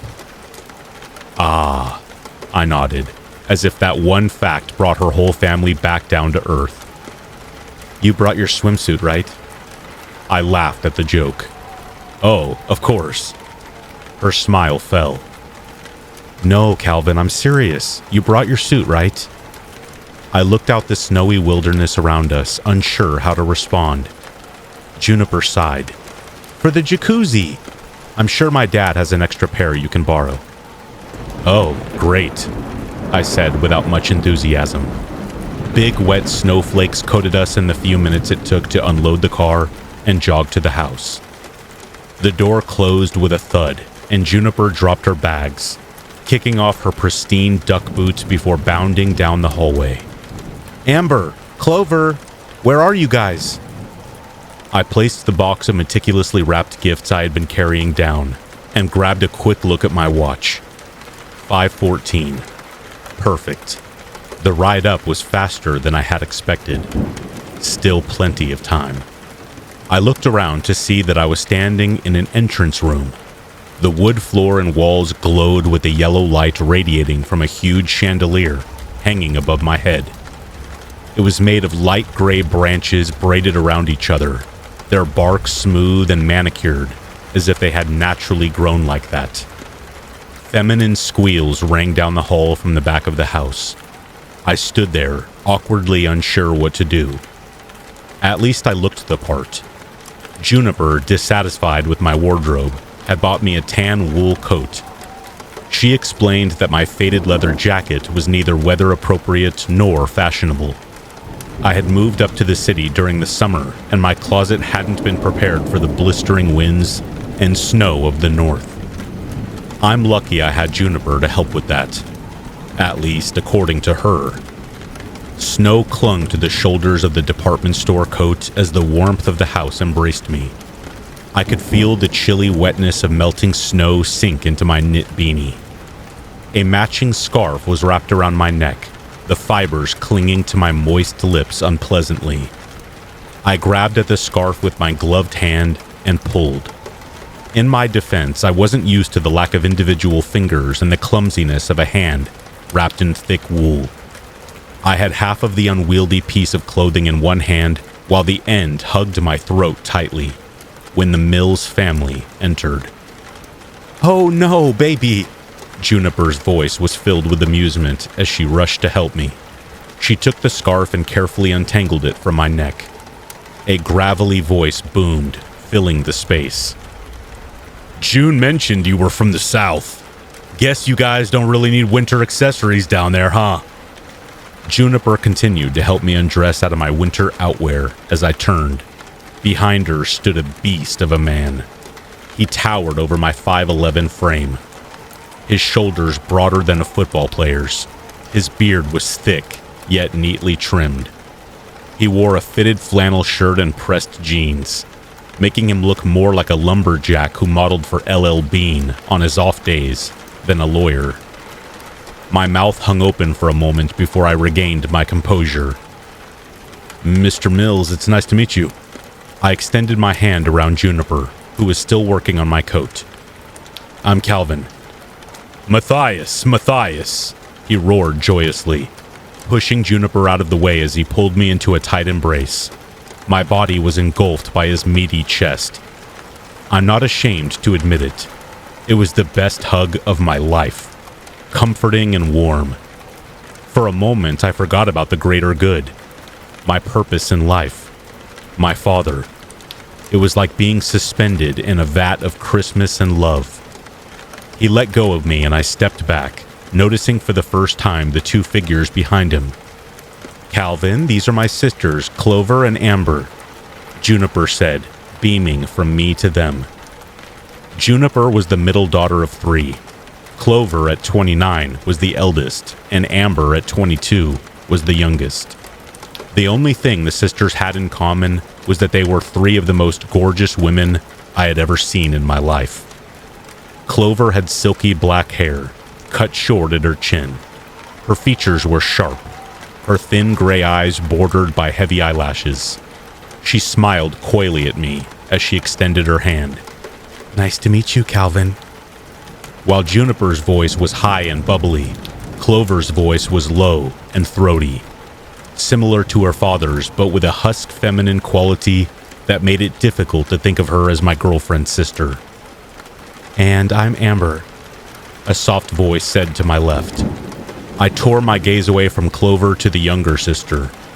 Amber was much shorter than her siblings, with thick red hair and a circular face. She had a button nose and round green eyes. She looked like she had stepped out of an Irish folktale. Amber contrasted sharply with her sisters. Juniper was tall and had an athletic build. Tight but soft, firm and preppy like a cheerleader. Clover was tall and thin, angles and bite, the only one in the room who actually looked like a lawyer, but ironically was a painter.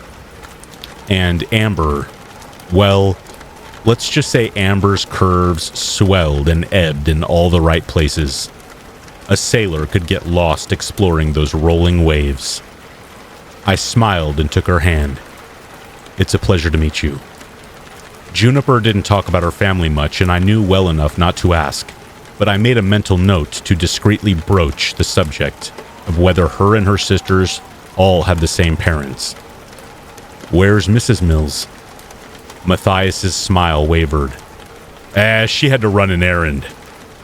His eyes shifted to Clover, whose returning gaze narrowed slightly. His dark eyes shot back to mine, and he smiled confidently again. The moment of weirdness over, as suddenly as it had started. "She'll be back later." "Come on, Juniper, help us with dinner," Amber said as she grabbed her sister's hand and began to pull her down the hall.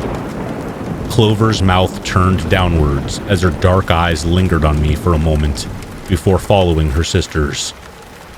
Something heavy hit my shoulder and I jumped. Matthias had clapped his huge hand onto my back. "Let me tell you, it's nice to have a man to talk with. I'm always surrounded by women." He laughed a low, good-hearted growl as he led me into another room. We entered a cavernous living room, the ceiling arching high above us. Several thick, naked wooden beams held it up. A large red oriental rug stretched from wall to wall, complementing the forest green walls well. Two large brown leather couches sat kitty-corner to each other in the middle of the room. The walls were lined with hunting trophies. The taxidermied heads of different animals stared out across at each other, their dead, glassy eyes unseeing. Deer and bears snarled meaninglessly, their teeth bared without emotion. A bobcat perched on a rock in the corner of the room, next to a fat pheasant. Against one wall was a large glass gun rack. Polished rifles gleamed in the warm overhead light. The centerpiece of the room, a massive moose head, rested above the marble fireplace in which a large fire roared, radiating heat and golden light around the room. Catching me eyeing his collection, Matthias laughed. "Are you a hunter, Calvin?" I thought for a second before carefully choosing my next words. "My father and I used to go hunting once a year together. I still practice the tradition." "Good."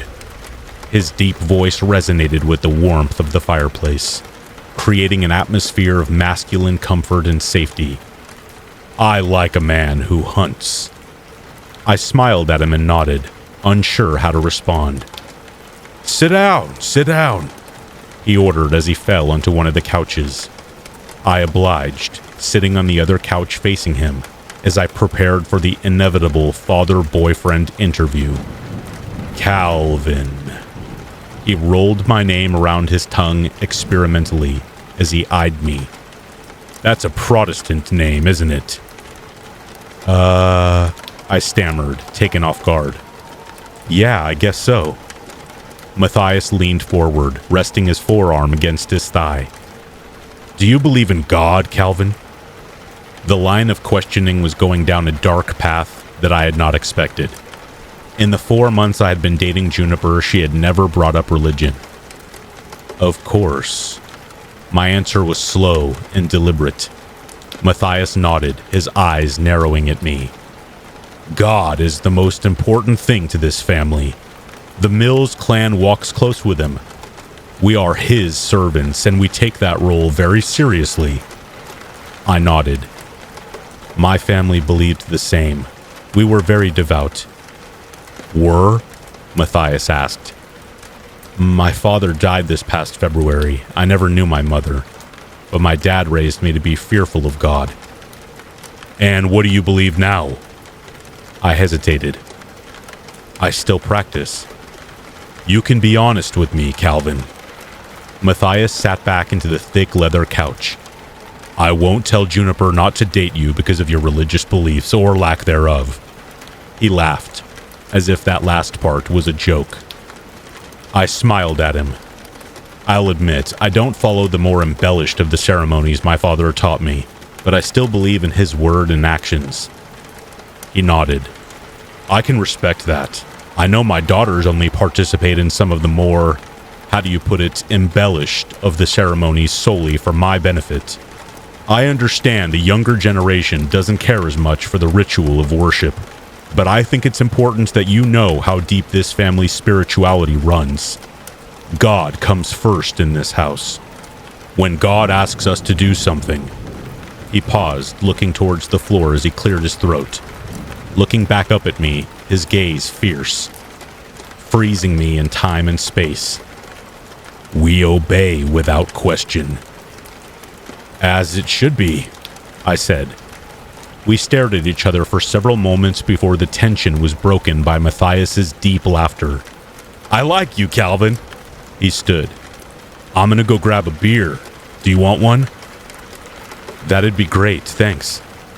He left and I sat in the living room, surrounded by fire and death. Dinner and drinks passed uneventfully. The food was delicious and Matthias's wine cellar impressive. I didn't even notice the absence of Mrs. Mills throughout the course of the dinner. Matthias kept filling my glass, and I drank the rich red wine with relish. I should have known better. Christmas Eve had been me and my father's night, and so maybe my overindulgence was an attempt to deal with his absence. Maybe I wasn't ready to go through that night's rite without him just yet, but I knew at the back of my mind that I had to, that it was my duty. I owed it not just to my father, but to the world. As Matthias poured another glass of wine, I looked down at my watch. 9:58. I needed to pace myself, to rest. I would need my wits and strength for the witching hour. Luckily, I did not have to excuse myself early.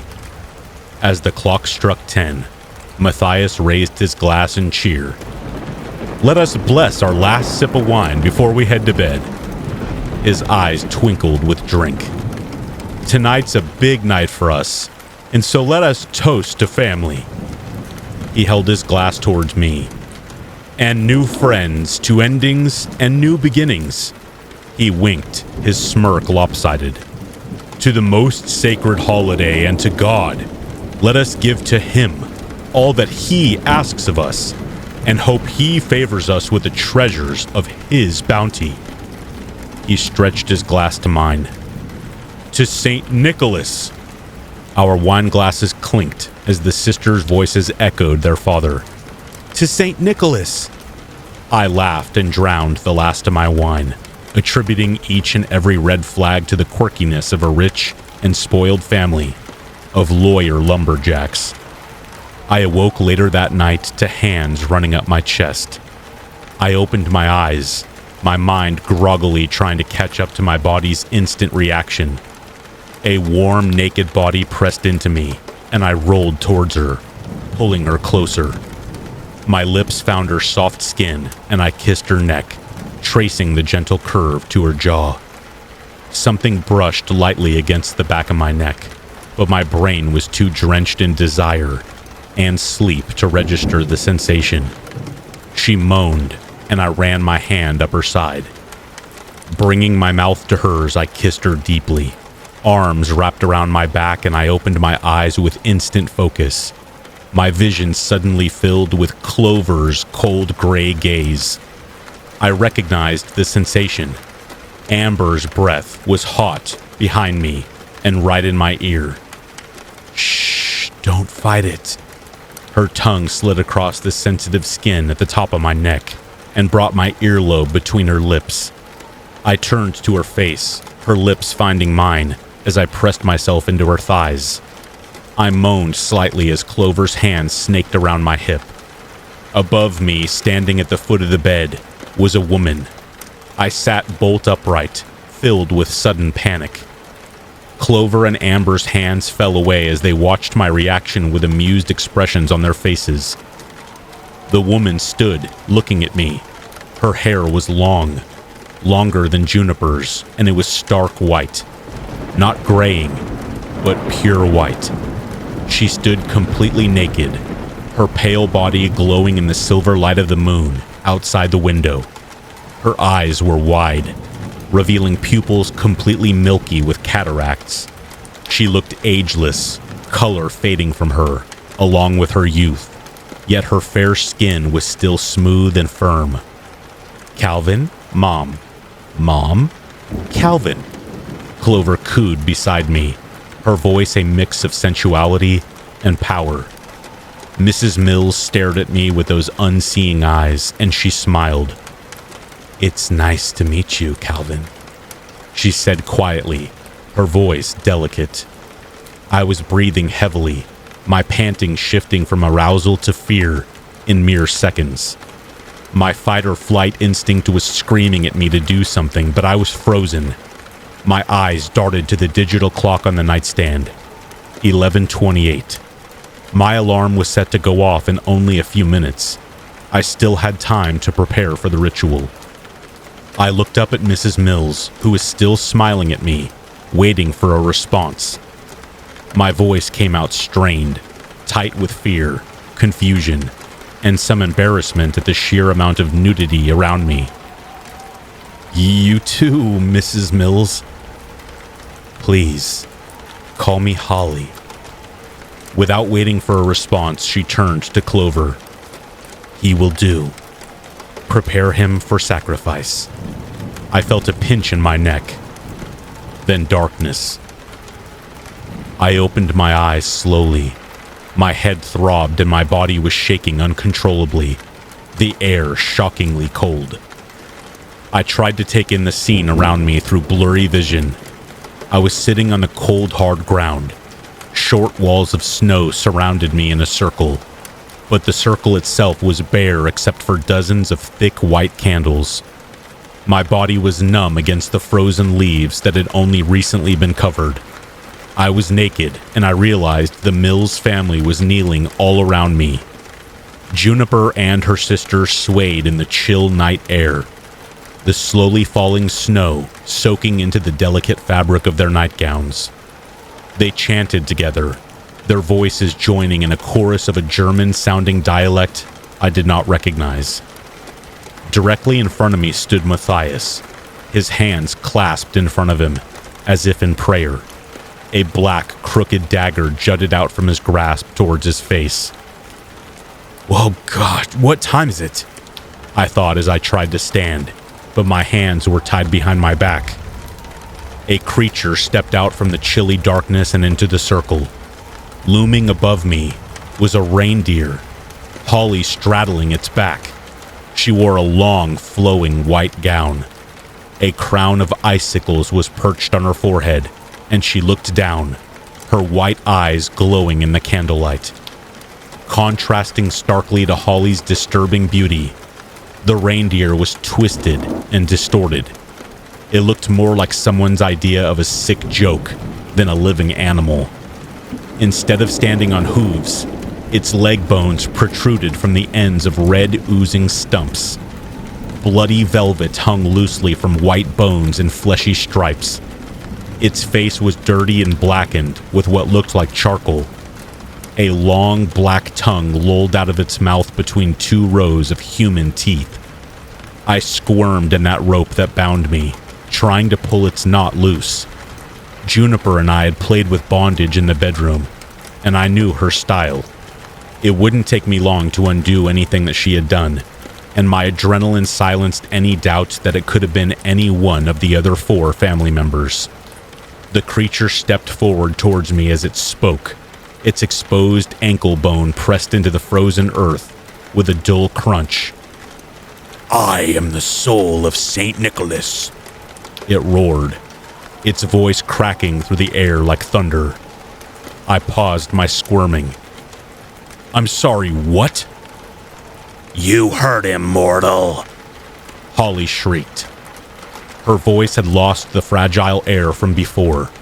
It was now dry and harsh, like paper crinkling into a ball, or wood cracking as fire bites into it. It didn't sound real, more like a demon's voice than a human's, like a succubus or siren, high-pitched and flittering, the cackle of an evil witch. My fight against the rope renewed with desperate determination. Screw this, and screw this family. The reindeer snickered quietly before beginning to speak again. "I am weak and old, but fresh blood will wash me anew." His eyes glowed like burning coals. "O Saint Nicholas, we worship thee!" The voices of the Mills family rose above the circle, their eyes closed with intense concentration. Matthias continued. "We call upon the witching hour to bring our deity new life." "Let Saint Nicholas live again," the daughters chanted. The rope fell loosely from my wrists, and I silently thanked my now ex-girlfriend's crappy survival skills. I jumped up, naked and filled with a fury that easily squashed all self-doubt I had going until this cursed holiday. My father's death was far from my mind, replaced with hatred. Matthias's eyes shot open. His daughter's chanting faded as they looked from him to me, to the god before us. I looked at my watch. 11:58. I sighed with relief. Witching hour wasn't for another 3 hours. I had plenty of time to deal with the mill's shenanigans before it was too late to complete the ritual. The reindeer, who stood almost a foot beneath me, smiled. "Oh, the foolish confidence of the son charged with the burden of the father," he bellowed, his voice deep and impressive. I looked down at him, our eyes locking. "What did you say?" The deer began to paw the ground, shifting right and left. He looked like a child doing the pee-pee dance. "Oh, look at me," he said in a mocking tone. "I'm Calvin, and I'm an orphan. My daddy entrusted me with our family's sacred duty, but I'm scared." The reindeer shook its head dramatically with each word. "If only Daddy was here to help me kill these people." Holly's anger faltered on her face. She was confused as well. This behavior, apparently, was not what the Mills family expected from their god. "What the?" Matthias stood, his face twisted in confusion. "Get off me, lady!" The reindeer bucked and Holly fell to the ground with a painful thud. Matthias reached out and quickly pulled her towards him. His daughters were now cowering at his sides, all malice and power gone from their faces, replaced with utter confusion. The reindeer continued. "Luckily for little Calvin, the Mills are too dumb to know that the witching hour isn't midnight. Little Calvin still has hours to kill all of them and burn their black little hearts in a fire born of coal and pine." He stopped his dance, his face becoming stern again. "You must have been thrilled when you were brought to the woods. No fake Christmas for Florida boy. Oh no. No mail-order pine needles and coal for Daddy's little boy. No, you thought coming up north was the right thing to do. Not like Daddy made you live somewhere where it didn't snow for a reason." I spat at the ground and looked to the Mills. "This isn't Santa Claus, you morons." The reindeer took a step towards me. "Do you believe in fate, Calvin?" I looked down at him. "How did you find me? How? How are you even mortal?" He leaned forward. His dead animal lips hovered by my face. "I followed you, Calvin. I could smell your hunter scent in the snow, and I followed it." He stepped back and looked up at me, smirking. "I found the same idiots I knew you would. A little early Christmas gift just for you." His long tongue stretched out towards me. I flinched as the dry, leathery skin touched my face, caressing me. It smelt of dried fish and dirt. "How were you able to become corporeal?" I asked, shooing his tongue away from me. It fell lifeless, hanging in front of him uselessly. He turned his head to look at the Mills family, who stood behind him, mouths agape. Juniper's mascara ran, and she cried, confused at the scene in front of her. My mind shot back to Matthias' gun rack, his hunting trophies on the wall. "Oh God, oh, he made this vessel for you. Sick, man." The reindeer shrugged, or at least he lifted his shoulders in what could be interpreted as a shrug. "So what now? Are you going to kill me?" "Not tonight, Calvin." He winked. I looked down at my watch. 1:15. I still have 2 hours to perform the ritual. There was a hiss around me like sand flowing. I looked up to see a pile of black where the Mills family had been seconds before. The reindeer swung his face around as if in astonishment. Oh my! Where did those rascals get to? He stomped around in mock confusion, the bare bones he stood on audibly snapping with the weight. Welp, he looked back up at me. Good luck trying to find new sacrifices in the middle of whatever state this is. I'm out. He turned away from me and leapt into the snow. He bounded deeper into the woods, his legs spasming in front of him, as if he didn't have the right number of knees. See you next Christmas, he said over his shoulder as he disappeared from sight. And now, because of the idiocy of one family, my legacy has died. For the first time in 200 years, my bloodline has failed in our sacred duty. And for that, I apologize. I have failed you. There were so many signs, so many red flags I should have known. So here's a warning. The last thing I can offer you in my father's name. This Christmas Eve, make sure to lock your doors and windows. Leave your shoes outside and stay bundled in your bed. Because this year, Krampus is back.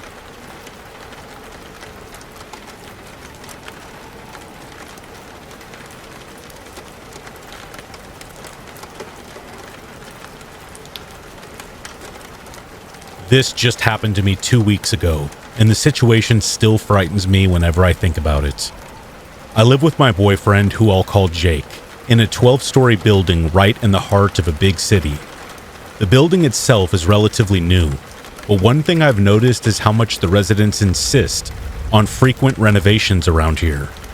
Therefore, it's very common to spot workers of various places walking around. We live on the 10th floor with our dog. One irritating aspect of my current living situation is that my boyfriend is incredibly distracted about everything, especially when the issue is locking the door. Even if we do live higher up, I still religiously lock the door every time I get home, leave the house, or go to bed. The same, however, cannot be said about Jake. He frequently takes the dog out twice a day and goes to the gym a few times on the week. Jake has the hazardous custom of leaving the door unlocked, even after I asked him not to.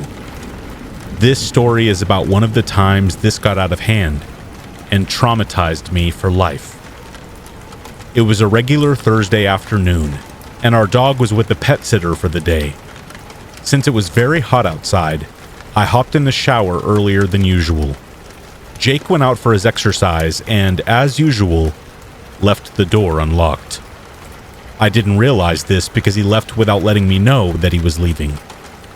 Everything was fine at first, but then I started hearing some noises outside the bathroom.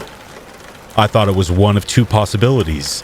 Either my boyfriend was just moving about and being loud, or maybe it was just noise from the street. I quickly finished showering, got dressed really fast, and opened the bathroom door. Imagine my total shock when I walk out into the living room and see a man that I've never seen before roaming around my apartment. This guy was stocky, dressed in what seemed to be a work jumpsuit of some sort, like a mechanic would wear. He had greasy, wavy hair and kept opening cabinets around in my living room. I was stunned, but immediately felt fear like a punch in the gut. I can defend myself with punches and knives, of course, but not many people actually want to go through this kind of situation. So, shaking, I asked him who he was and what he was doing in my house. He turned around, clearly startled, and mumbled something about being the internet guy, because somehow he had seen that we were having issues with the Wi-Fi. We weren't, of course, and of course I didn't believe him, since he didn't have a badge or anything on him. Nervously, I confronted him with that. That was when he stared at me, seemingly deciding what to do next. His face looked average, and honestly, it's hard to describe. I could not wait though. This was too weird. So I walked to the front door and opened it for him, telling him to leave right now or I would call the police. To my absolute relief, he did. When he walked by me, I could smell strong body odor wafting from his jumpsuit. As soon as he left, I quickly locked the door, with my heart pounding so hard it actually hurt my ribcage. I cried a little, nervous about having my privacy invaded like this. What if he had a weapon? What if he had violent intentions? What if he knocked me out before I could defend myself? It's a kind of horror that's very hard to convey unless you've been through a situation like this. I immediately called the doorman downstairs to let him know what happened. I described the man and asked if I should call the cops. He persuaded me not to, saying that it was probably a confused workman that didn't mean any harm. Then I called Jake. He was startled, but he was getting home by this point, and told me the same thing the doorman did. Eventually, I calmed down and thought about what to do, deciding not to call the cops after all. We live in a big city, and they are infamous for not doing much around here anyway. I also scolded Jake for not locking the door, again, and we had a huge argument about it. But he promised that he would never do it again. We haven't seen that man ever since, and if we ever do, I will not hesitate to make a scene and call the cops immediately.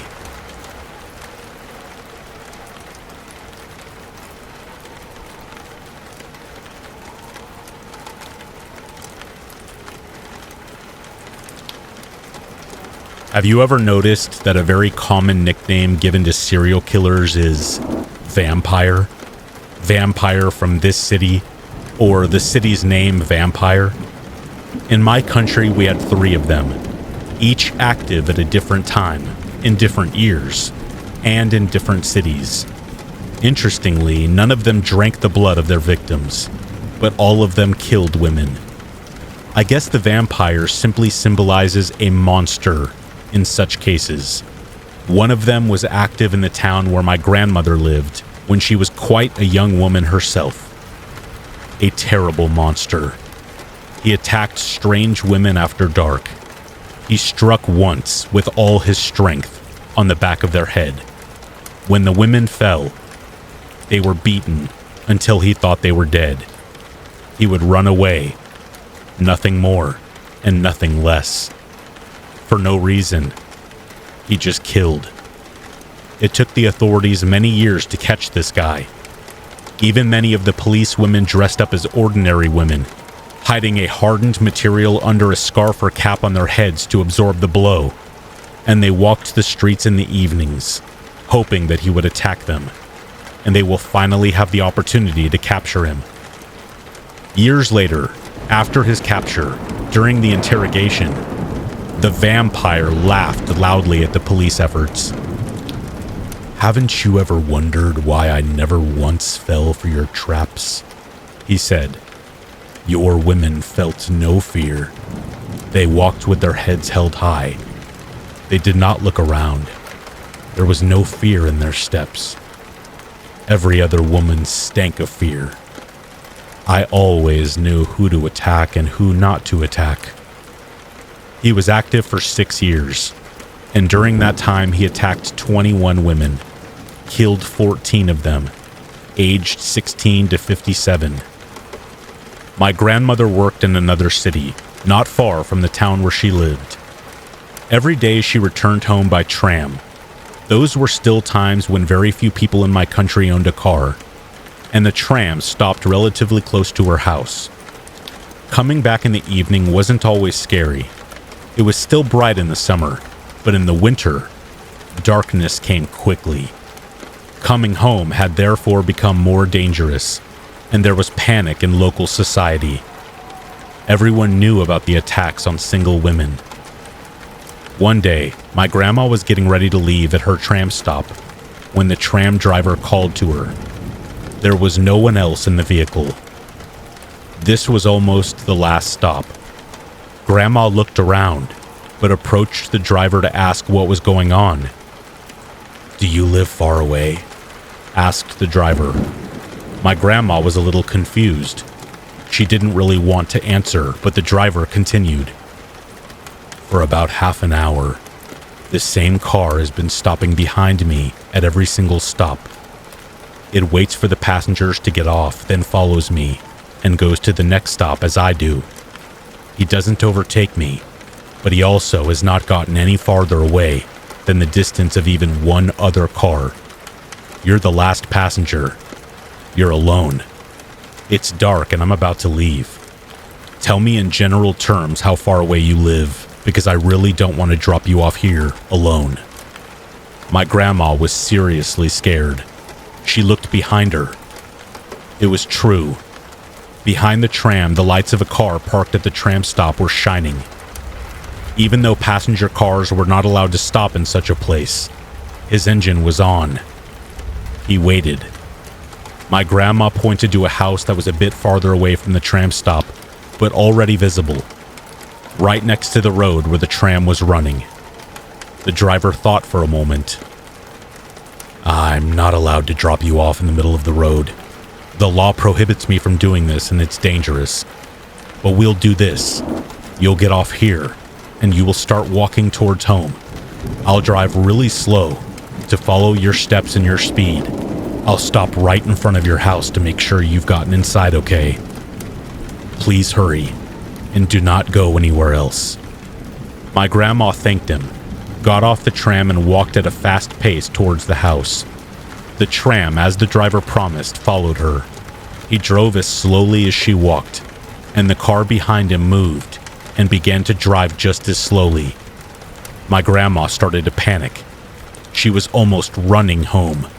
The tram driver, as promised, stopped when she approached the gate of the house and started looking for her keys. Then, with a screech of tires, the driver of the passenger car overtook the tram and drove away at great speed. The next morning, when Grandma and her family were getting ready for breakfast, the doorbell rang. Grandma opened the door and 2 policemen stood in front of her. In the light of day, in the warmth of the house, she forgot for a moment about yesterday's situation. In the end, nothing happened to my grandma, so she did not immediately associate the arrival of the authorities with the strange experience of the previous evening, until she heard that another woman had been murdered just last night, and her body was found literally 1 street down from hers, between her stop and the next one. She died about an hour after my grandmother got home. The police were now going around the houses nearby, asking everyone if they knew or heard anyone or seen anything unusual. Of course, my grandma told the police everything that happened. She provided information about the tram driver, who probably saved her life, and she asked to give him a letter, which she quickly prepared. She only wrote, "Thank you. You are an angel," and signed her name. But then, after a few days, she found the man herself and went to give him coffee and sugar, which at the time were also delicacies that not everyone could afford. Of course, we are not sure if it was him. The vampire. Was the passenger car driver actually a murderer? Maybe not. Maybe it was just a scary situation in a city overwhelmed by panic. But you must admit that it is a bit unlikely to have been a coincidence.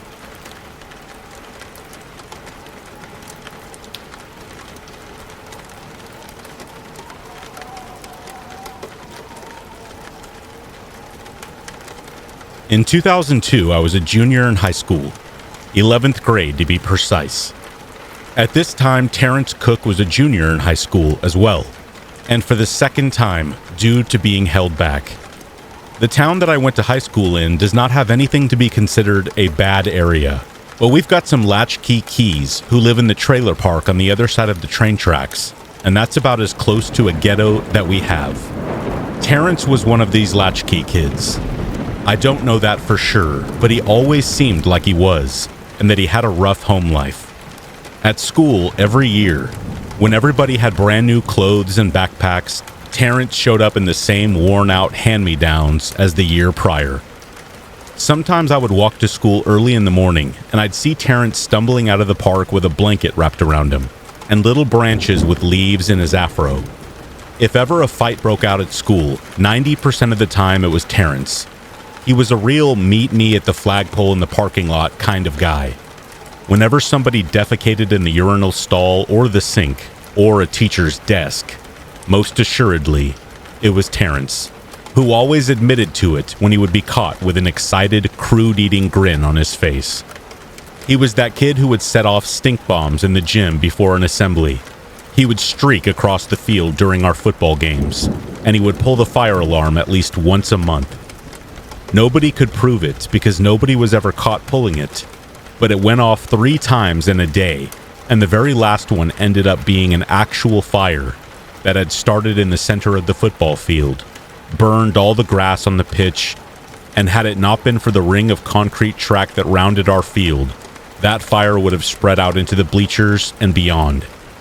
These were the type of fire alarms that if you pulled it, a nasty blue ink would squirt out and get everywhere. So when Terrence was questioned about it, he said nothing. He didn't do it, he claimed. To make matters more difficult, there was no blue ink on his hands or arms, on his person at all. Nothing provable. Faculty and staff alike were stumped. 3 different fire alarms were pulled with inky blue streaks on the floor and the walls, and somehow this kid flipped them without getting a drop on himself. When his backpack and his locker were searched by the administration, there was nothing to indicate that he had anything to do with starting the fire. There was just nothing to point at him for committing the crime. It was just right up his alley, and the kind of thing that he would do. Terrence never once bothered me. In fact, he never said a word to me in all my years. I saw him bully other kids, and boy, we would just get so annoyed. Every day he'd be asking somebody for money or a cigarette, or he would ask to come along to go smoke in the creek. I know he was also supposedly really bad to girls.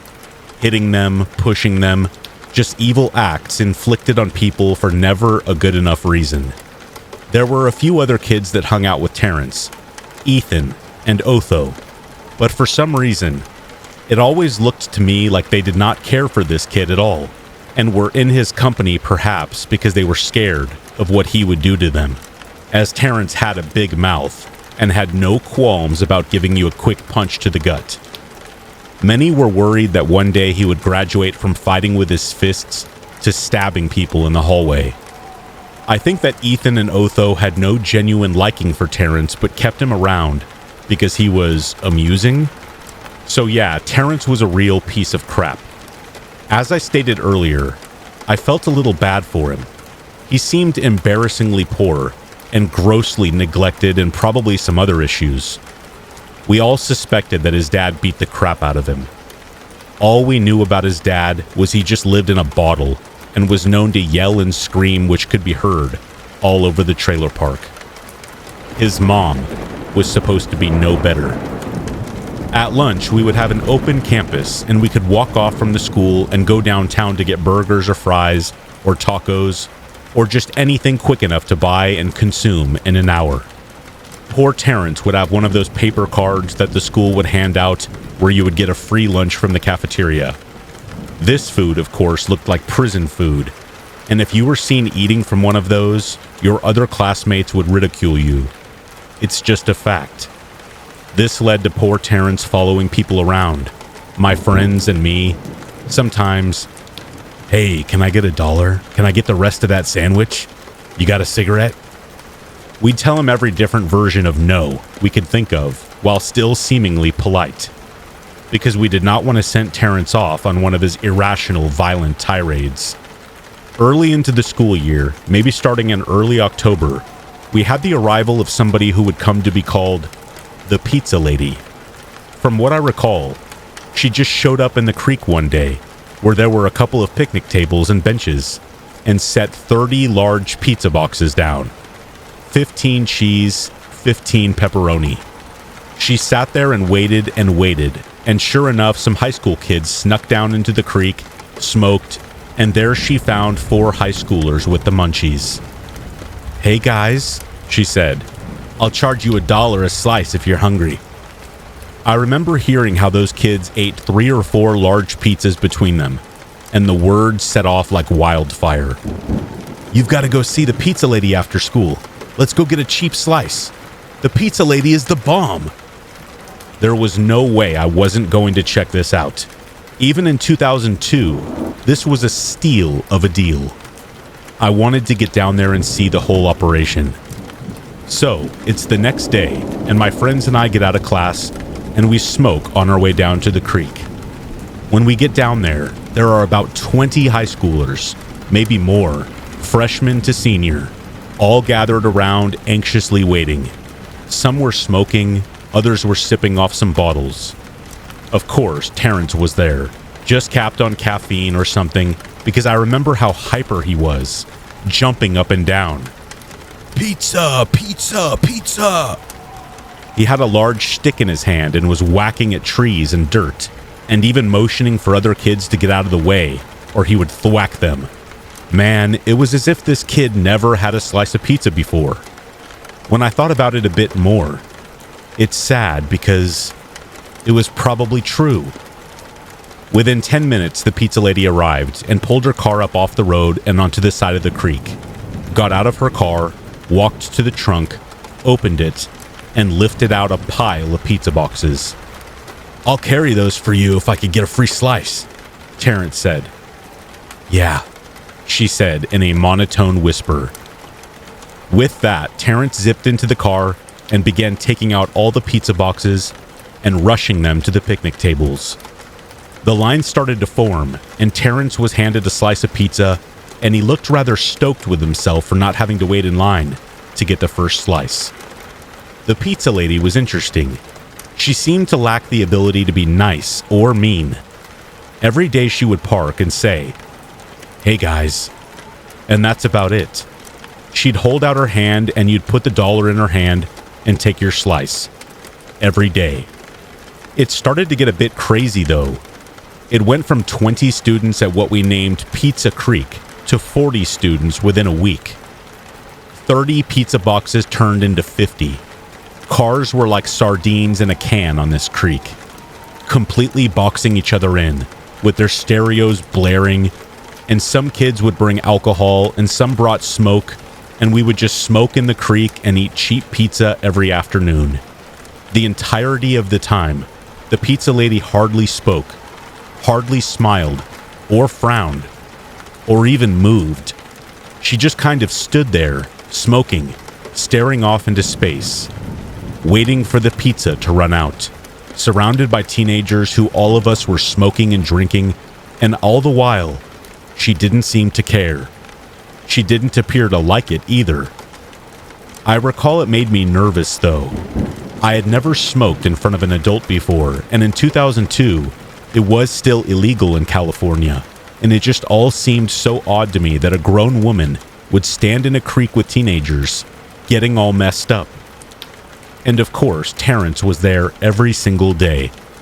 Terrence was the first to arrive and the last to leave, assisting the pizza lady with the unloading of the pizzas from the car, handing out slices while scoring 2 free slices a day. It irked us quite a bit. Why were we not allowed the privilege to be a helper for a day? Why should he have gotten all the free pizza? It didn't take us long to figure out that this was not a classroom. She was not a teacher, and she could play favorites if she wanted to. It got to the point, though, where Terrence was just so bad. He got worse than normal.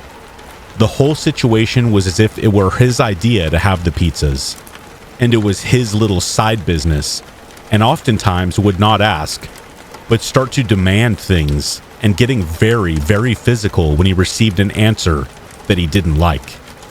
The fight outbreaks got to be too much, and kids stopped going to Pizza Creek, little by little, tapering off one by one.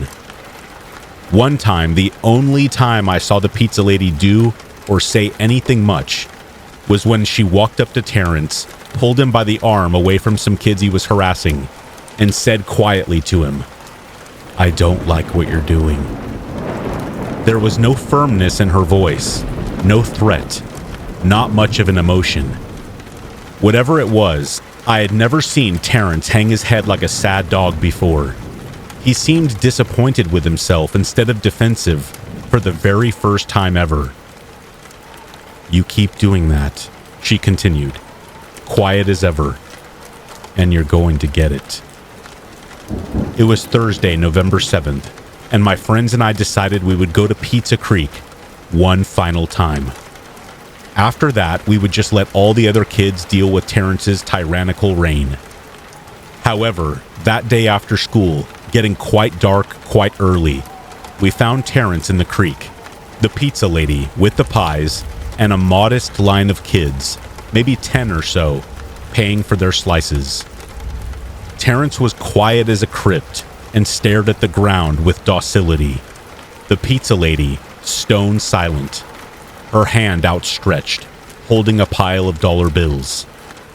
Stoked that we could finally enjoy the creek in peace, we just munched away at our pizza slices, smoked a little bit, and sensing the darkness coming upon us fast, we decided to head home. I remember my friends and me gathering our stuff. We were the last ones to be leaving and walking up past the creek to get back to the road. Turning back and looking for a reason I knew not, I distinctly saw Terrence staring up at me with a look of loneliness and shame. He seemed lost and scared. I'll never forget that look on his face. He seemed almost as if he desperately wanted to come with us. He did not want to be alone with this woman who was whispering something under her breath that I could not hear. I unfortunately ignored all of this, thinking Terrence had always been a jerk, even if not to me, and that it served him right to be humbled a bit. I didn't notice, of course, that Terrence was not at school the next day, Friday, and after school I thought that perhaps Pizza Creek had chilled out. So, as a group, my friends and I decided to go out one last time. This was to be the last time for sure. We promised ourselves. Well, when we got there after school, no pizza lady, no Terrence. And the weekend went by, and nobody noticed. Monday night, I guess somebody in the attendance office finally noticed something. From what I've heard, but cannot confirm, is that the school had not set off any alarm, as Terrence was regularly truant, and many times had to spend a week or two in a detention center. His absence wasn't so much of a shock. It's just that usually his absences were verified. The police would often find him and drag him back to school or back to his house. Oftentimes during class, Terrence would be wandering the halls, placing fireworks in trash cans, and just making mayhem. But this time he was just nowhere. He wasn't at the school. He wasn't in a juvenile detention or the hospital. He wasn't stealing from liquor stores.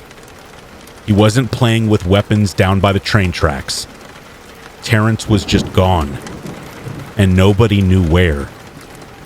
So, the administration tried to contact Terrence's parents. The phone number they dialed seemed to be no longer in service.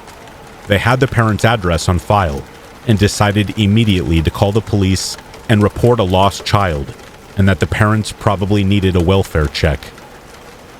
When the police arrived at the house, they found Mrs. Cook with an arm in a sling and some black eyes. Jet skiing was the cause of the injuries, she claimed. Mr. Cook was on a bender and smelled strongly of some illegal drug. Confronting Terrence's parents as to Terrence's whereabouts proved fruitless. They had not seen Terrence in over a week. They said they hoped he was in prison. They said that he might as well be in prison since he never came home, and they had no clue where he was. Over the next few days, a search team was called out, and many from the community joined. We searched the creek, the train tracks, the parks, everything. I went to the park where I saw him stumbling out of the bushes a few times, but never found a trace of him. Terrence just completely vanished somehow. The police began coming to the school, where they began to become a constant presence, barging into each classroom and informing us of the situation, questioning the classrooms, and imploring us to come forward with any information that could be helpful. When one of the officers explained what needed to be established first was where Terrence was last seen, is when it clicked in my head. It must have clicked in my friend Dustin's head too, because his hand shot up into the air saying, "We saw him Thursday after school around 4:45 or so." The officer asked, "Where did you see him?" "In the creek across the train tracks, just a couple blocks away from the school." The officer asked, "That creek down there?" Pointing in some direction that seemed to imply he understood. Then continuing, "Was he with anybody?" "Yeah," another kid in my class said. "The pizza lady." "The pizza lady? Who is the pizza lady?" We all looked around at one another before explaining to the officer all about the lady who provided us with cheap, delicious food. "Does anybody know what her name is?" We all looked at each other again. It was apparent by the look on everybody's face that we were all thinking the same thing. "Oh, crap, no. I don't know her name." "Okay, does anybody happen to know where she lives or where she works?" We all looked at each other again. It was apparent by the look on everybody's face that again, we were all thinking the same thing. No idea." "Did she drive a car when she started selling you guys these pizzas?" Yeah, she did." "Okay, good." The officer smiled. "What kind of car?" There was silence all across the classroom once again. The officer frowned. Bug-eyed, we drifted from one confused eye to the other. I mean, the whole month I was going to this creek, I never once noticed what kind of car it was. "Toyota Corolla, I think." "No, it's not. It's a Kia." "No, dude, it wasn't a foreign car. It was a Ford or something American." "No," and "No," and on it went. We all felt really bad all at once. Guilty. We collectively stared at the floor, trying to wrap our heads around how this situation was escalating extremely quickly. "Color of the car?" the officer asked with a hopeful look in his eye. Beige, and it's a 4-door sedan." On that, we could all agree, fortunately, but that was as close to a good description of her car as we could give, and our description of the pizza lady herself wasn't much better. "She's short and..." "No, she's not short." "Well, she's not tall. She's got blonde hair." "No, it wasn't. It was auburn." "No, it was like graying." "She's fat." "She was not fat." "Well, she wasn't skinny." As I sat there pondering, I was amazed at myself by how little of her features I never even took into account. I mean, putting her in my mind's eye, I couldn't recall what color eyes she had. No real sense of hair color. No tattoos. No clothes that revealed anything like where she worked or lived. Couldn't quite remember if her hair was in a ponytail or a bun. She was about as nondescript as you could get. I couldn't even remember what kind of smokes that she smoked. I think we all agreed that she had bad skin and she was slightly overweight and possibly 35 to 40 years of age. So we just described about half the women in the county. As the weeks wore on, we saw the police less and less, but when we did, they were always dragging Ethan and Otho out of class and questioning them in the dean's office. Other than that, all information was withheld. I always believed Ethan and Otho that they had nothing to do with his disappearance. Many others would disagree with me and found those kids a bit suspicious. I just feel that they were so outspoken about it. They knew that everybody was looking at them with shifty eyes and understandably got irate and insisted that they told the police everything they knew. They knew they had seen Terrence in the car with the pizza lady just one time, and they were not driving in the direction of his house. They also mentioned how Terrence never had any money. Ever. But a few days before he disappeared on that fateful Thursday, Ethan and Otho remembered him coming out of a 7-Eleven with a wad of $1 bills in his hand that he shoved into his pocket. When they confronted him about where he got the money from, Terrence became defensive and threatening, and they were told to mind their own business. Eventually, Terrence's parents were arrested for more than just child neglect. I remember hearing there was an onslaught of charges thrust upon them. Possession, assault, abuse, etc. Shortly before Christmas break, it ended up that a total of 14 women between the ages of 35 to 40 owning a beige four-door sedan were detained and interviewed by police investigators. And every single one of them was let loose with a solid alibi. After the return to school and the start of a new semester, talks of Terrence's disappearance became less and less of the conversation topic. And in the spring, we had a serial killer who was kidnapping young college students. This is sort of where Terrence truly disappeared. It seemed as if the city didn't care that a local 16-year-old kid went missing. Yet suddenly 2 or 3 other kids went missing, and the community was just in an uproar. The media that encircled catching the killer, the finding of the girls' bodies, all of this completely eclipsed Terrence, and nothing else has ever been revealed as to whether or not his case was ongoing or if it's gone cold. There was just nothing. No information at all. What we do know is that he is not in the prison system anywhere. This has been confirmed. Some have speculated that Terrence ran away to start a new life. I don't agree with this, though. And though it's harsh to say about Terrence Cook, the kid was a dum-dum, and I just don't see him having the resources to successfully run away from whatever sense of home he had, which was probably the school where he could get free food, and smokes, and talk to people. So I don't think he would have been able to just go to Canada with a new identity or something. I believe something more sinister happened. I'm sure if you worked your imagination, there are a lot of things that could have transpired. The fact that the last time I saw Terrence Cook was also the last time I saw the pizza lady does not bode well. 5 years had gone by, and I was living in a different state at the time, but my buddy Dustin called me. We talked about our lives and reminisced about all things, and that's when he brought up Terrence Cook. It had been reported in the newspaper that Ethan and Otho were indeed suspects for a very long time, but they were cleared of all charges as having no evidence.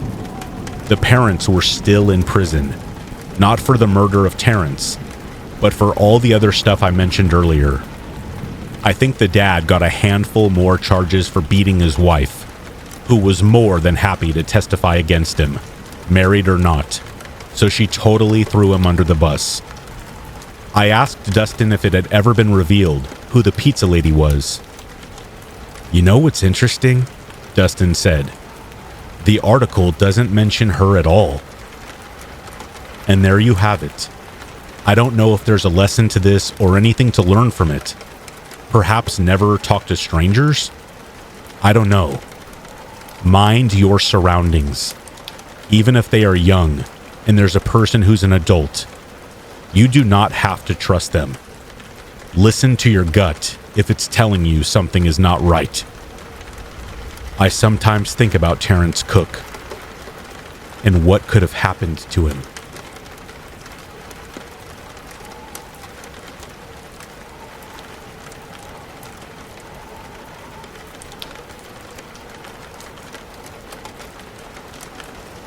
I have really been into urban exploration, or urbex for short, for a couple of years now, and living in Europe, Germany specifically, there are always reasonably nearby sites to visit.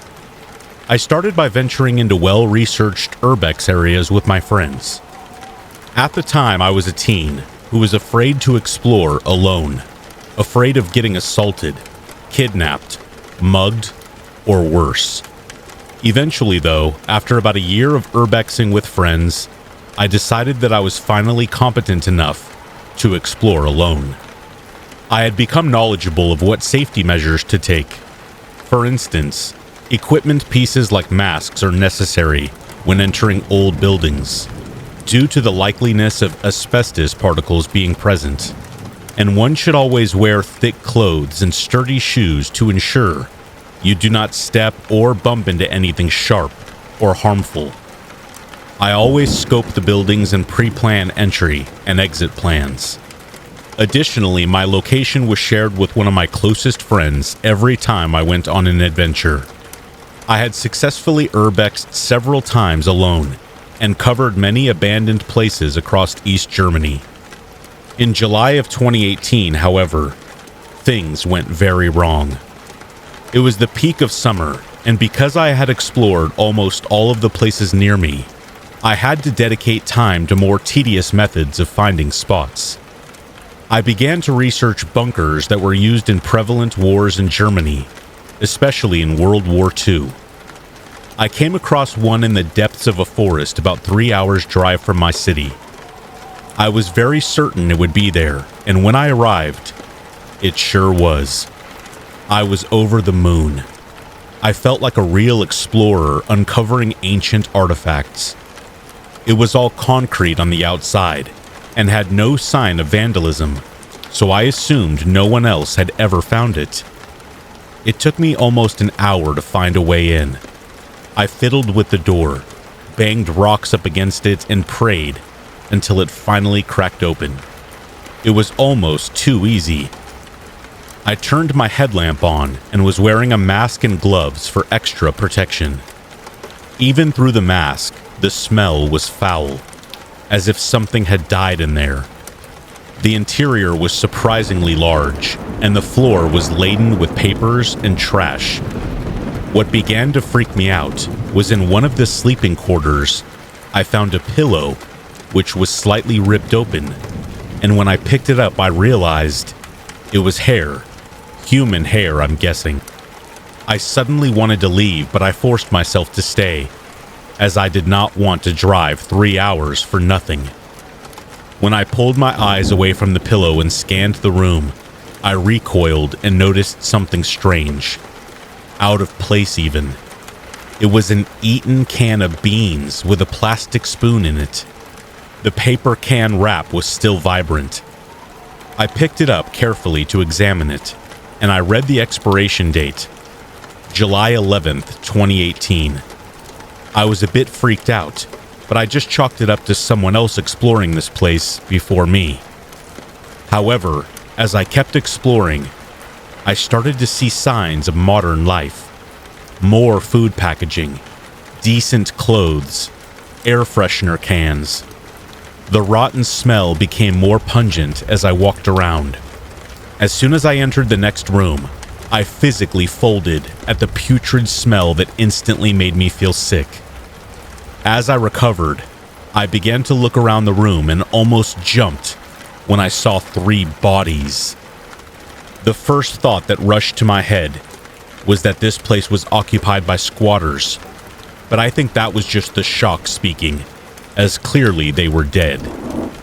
It was a heavy-set old man, a woman of similar age, and very distressingly, a small boy, maybe 9 years old.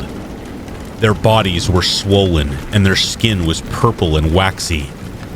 The older man was lying on his back, his stomach mutilated, only wearing khaki trousers. The image of his desecrated body still haunts me. The woman was naked and was covered in bruises. Her face stared at me. I was absolutely horrified. The child's face was unrecognizable. I began to cry. I could not breathe. Thousands of thoughts consumed my mind.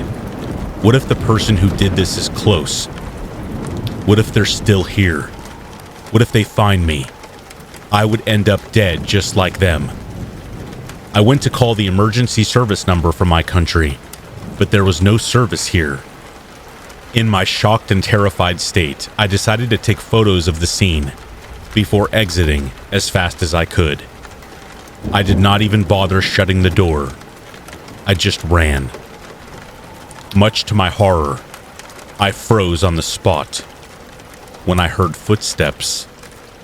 I crouched behind a fallen tree, though I could still see the bunker entrance if I jutted my head out, though I did not dare to.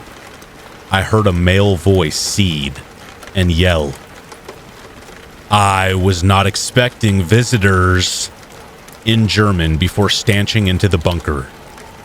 I felt the biggest relief that he decided to forego scooping the area, and when I thought he was deep enough into the bunker to not hear me, I ran again, as fast as my body could possibly allow.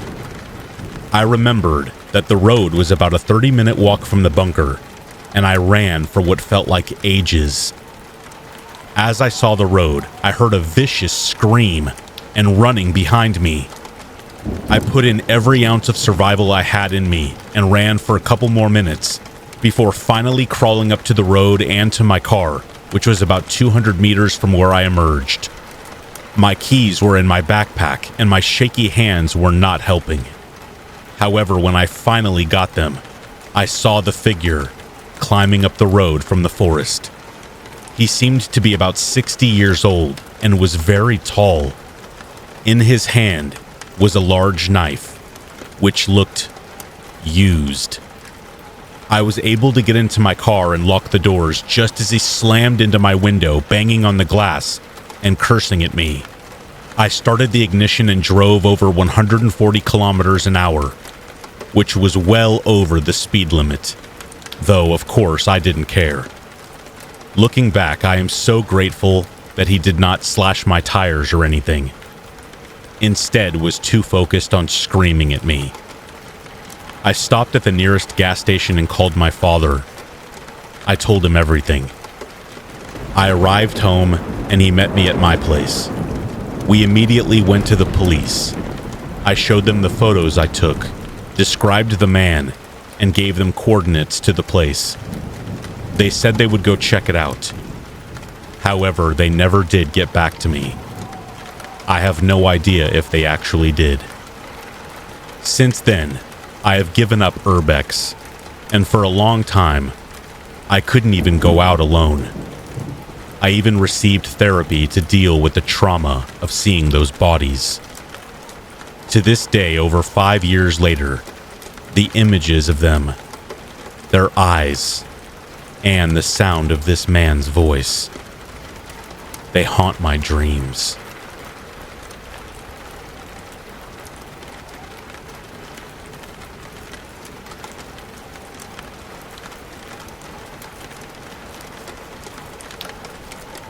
I am a middle-aged man who works from home.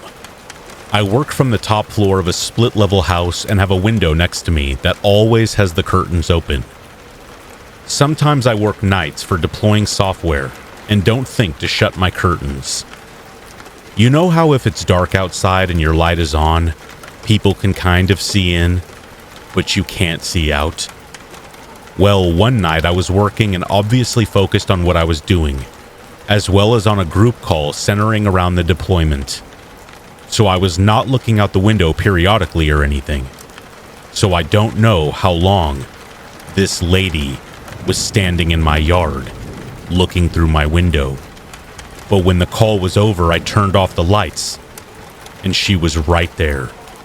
She looked normal, suburban mom-looking lady just standing there, staring into my window. I don't believe that she was just looking at my house in general or anything, because she was clearly looking up and right at my window. I wanted to believe she was one of those people who are always spamming you with offers to buy your house, or fix your roof after hail damage or whatever. But it was like 9:30 p.m. It was completely dark outside. And again, she was intently just staring through my window.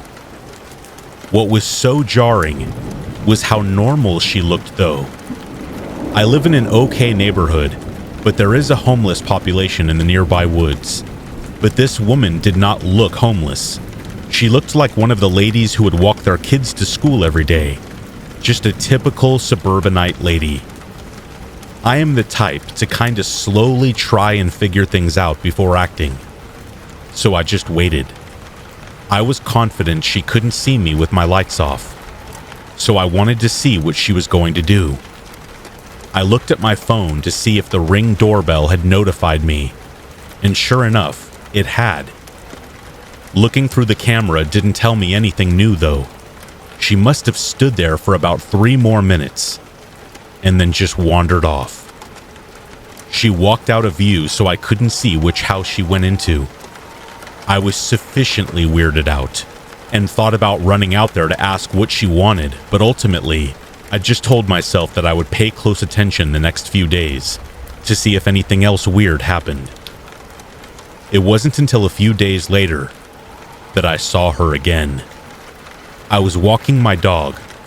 She's tiny, not at all scary, but she does notice and bark at everything. I was taking her on her before bed walk when she started pulling really hard and freaking out.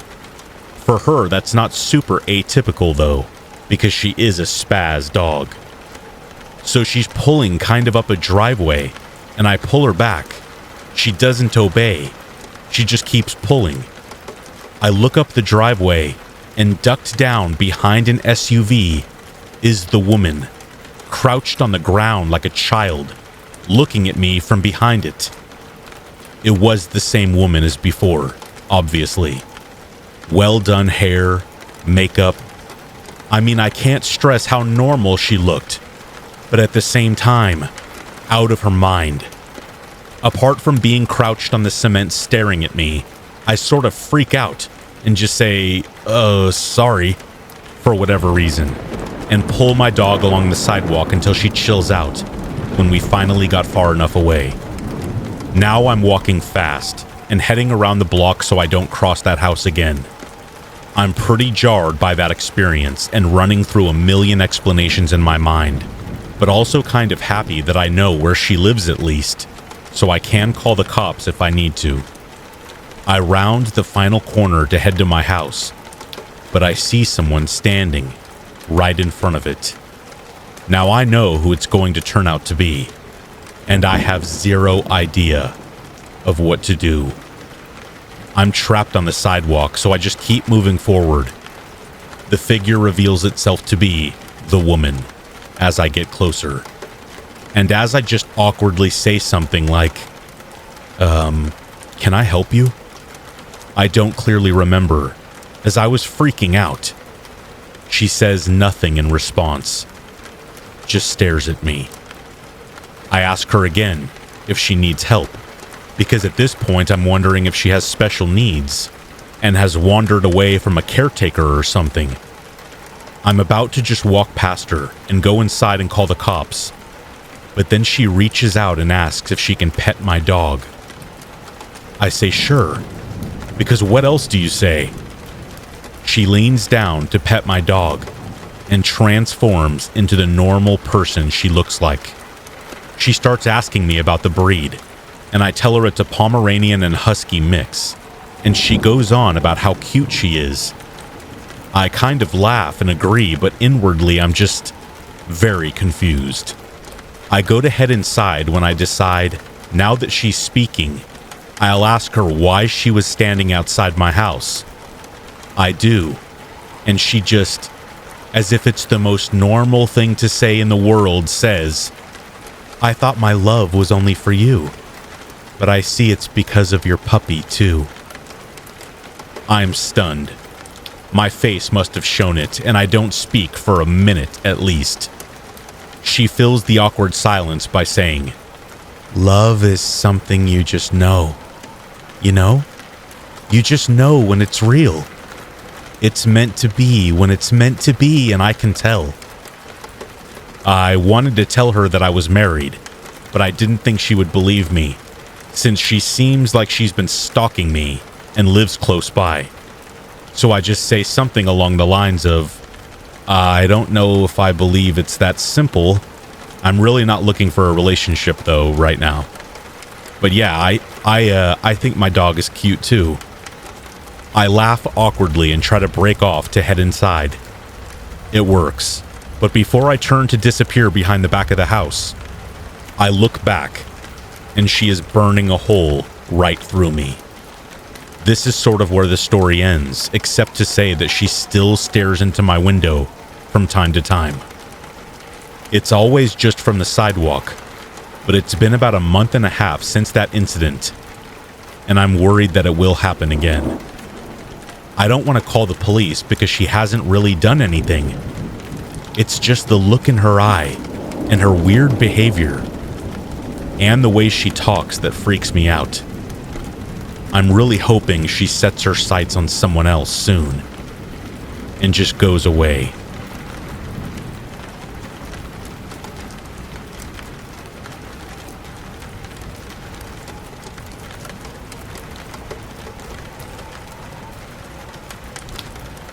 My heart skipped about anxiously, and I took another deep breath to calm my steadily rising nerves while Melinda set the room up for our game. I sat at the center of Mel's bedroom, feeling every bit the part of a lab rat. The room had been tidied, the floor cleared of any obstructions, as she fumbled to set up the old mahogany cheval mirror that we had managed to fumble down from her attic a few feet in front of me. The room was dim, intentionally so, casting us in an unusually oppressive sort of darkness. The only light, with the exception of the candle we were using in the spirit of the game, was the moonlight streaming in through the window, which Mel had left open for the crisp night air. I shivered, both from the chill of the house made frigid by the Illinois fall weather and the dark mass of anticipation swelling within me at the prospect of the game ahead, which, particularly at that moment, felt far more like an experiment than a game. Mel turned to face me, then the mirror again, checking to make sure that my reflection was perfectly aligned at the center of its large surface. Finally, satisfied with everything's place, she turned to face me. "Okay," she said, clasping her hands together and shooting me a wide, excitable grin. "You ready?" Her eyes gleamed with nervous yet enthused anticipation. "You get what we're doing, right?" I shrugged. The video she had sent me had given a brief explanation of the game, ritual, whatever it was, enough that I had a basic understanding. Still, as I sat in almost complete darkness, only the light of my phone illuminating the mirror, I couldn't help but feel a steadily creeping sense of unease at the prospect, like so many strangling vines tightening around me. It wouldn't hurt to hear it all explained again, if for no other reason than to just buy myself a bit more time. "Just explain it one more time." "Like which part? What the game is, or how to play it?" I nodded, smirking a little. She shot me a look of mild irritation, lips pursing into a tight frown, but obliged with a sigh. "Okay, well, we're playing the mirror game, obviously." She gestured to the mirror behind her. I caught a glimpse of myself in it, and couldn't help but frown, pulling my sweater tight around me. "It's simple. You stare at yourself in the mirror for about 10 minutes. Like, really look at yourself, and after a while, you'll start seeing things." "Things?" I asked, the rising waters of reluctance audible in my voice. She shrugged. "Things," she responded back. "There's nothing specific. Some people see their face change, others see shadows or colors. It really depends on the person." As her words painted eerie pictures in my mind, I found my gaze wandering back to the mirror and felt a cold chill down my back, like an icy caress. I closed my eyes, taking a deep breath and letting my mind drift towards the sounds of the night around me. From the open window, I could hear the sounds of the surrounding woodland, the chirp of crickets and the croak of distant toads from the bog, paired with the breeze moving through the leaves to form a soothing melody.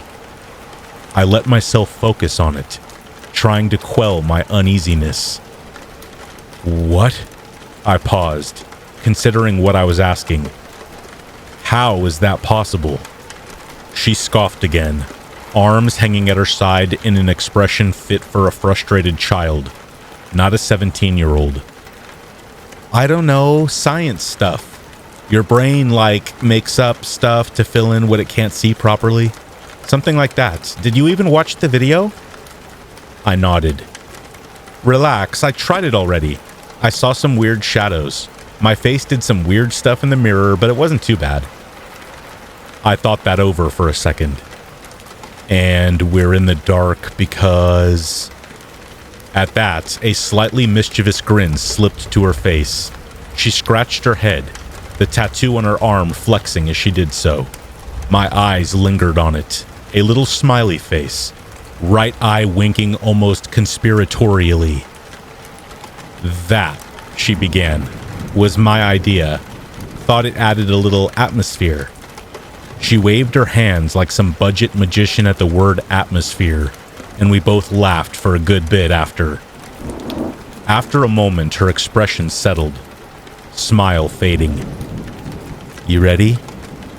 I guess, I muttered, sighing and casting a glance at the sky outside, littered with the distant stars like flecks of white cast across a dark canvas. I'll set the stopwatch.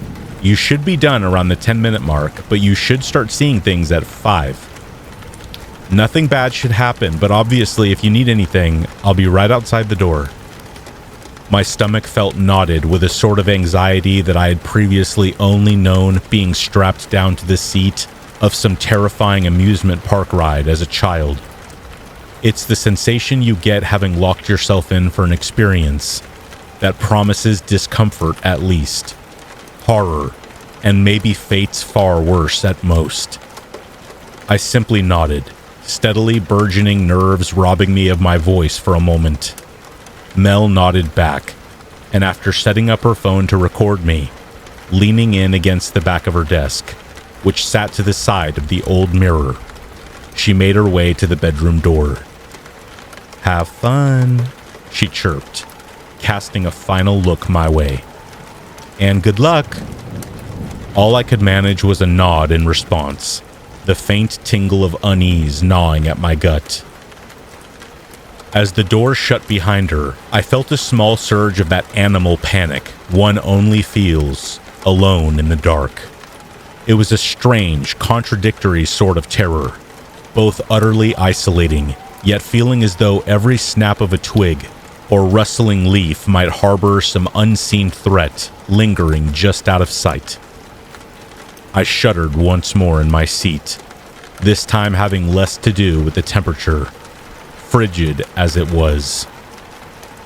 It's cold, I thought. This is stupid. I should just... My mind began running through every reason to abandon our experiment outright.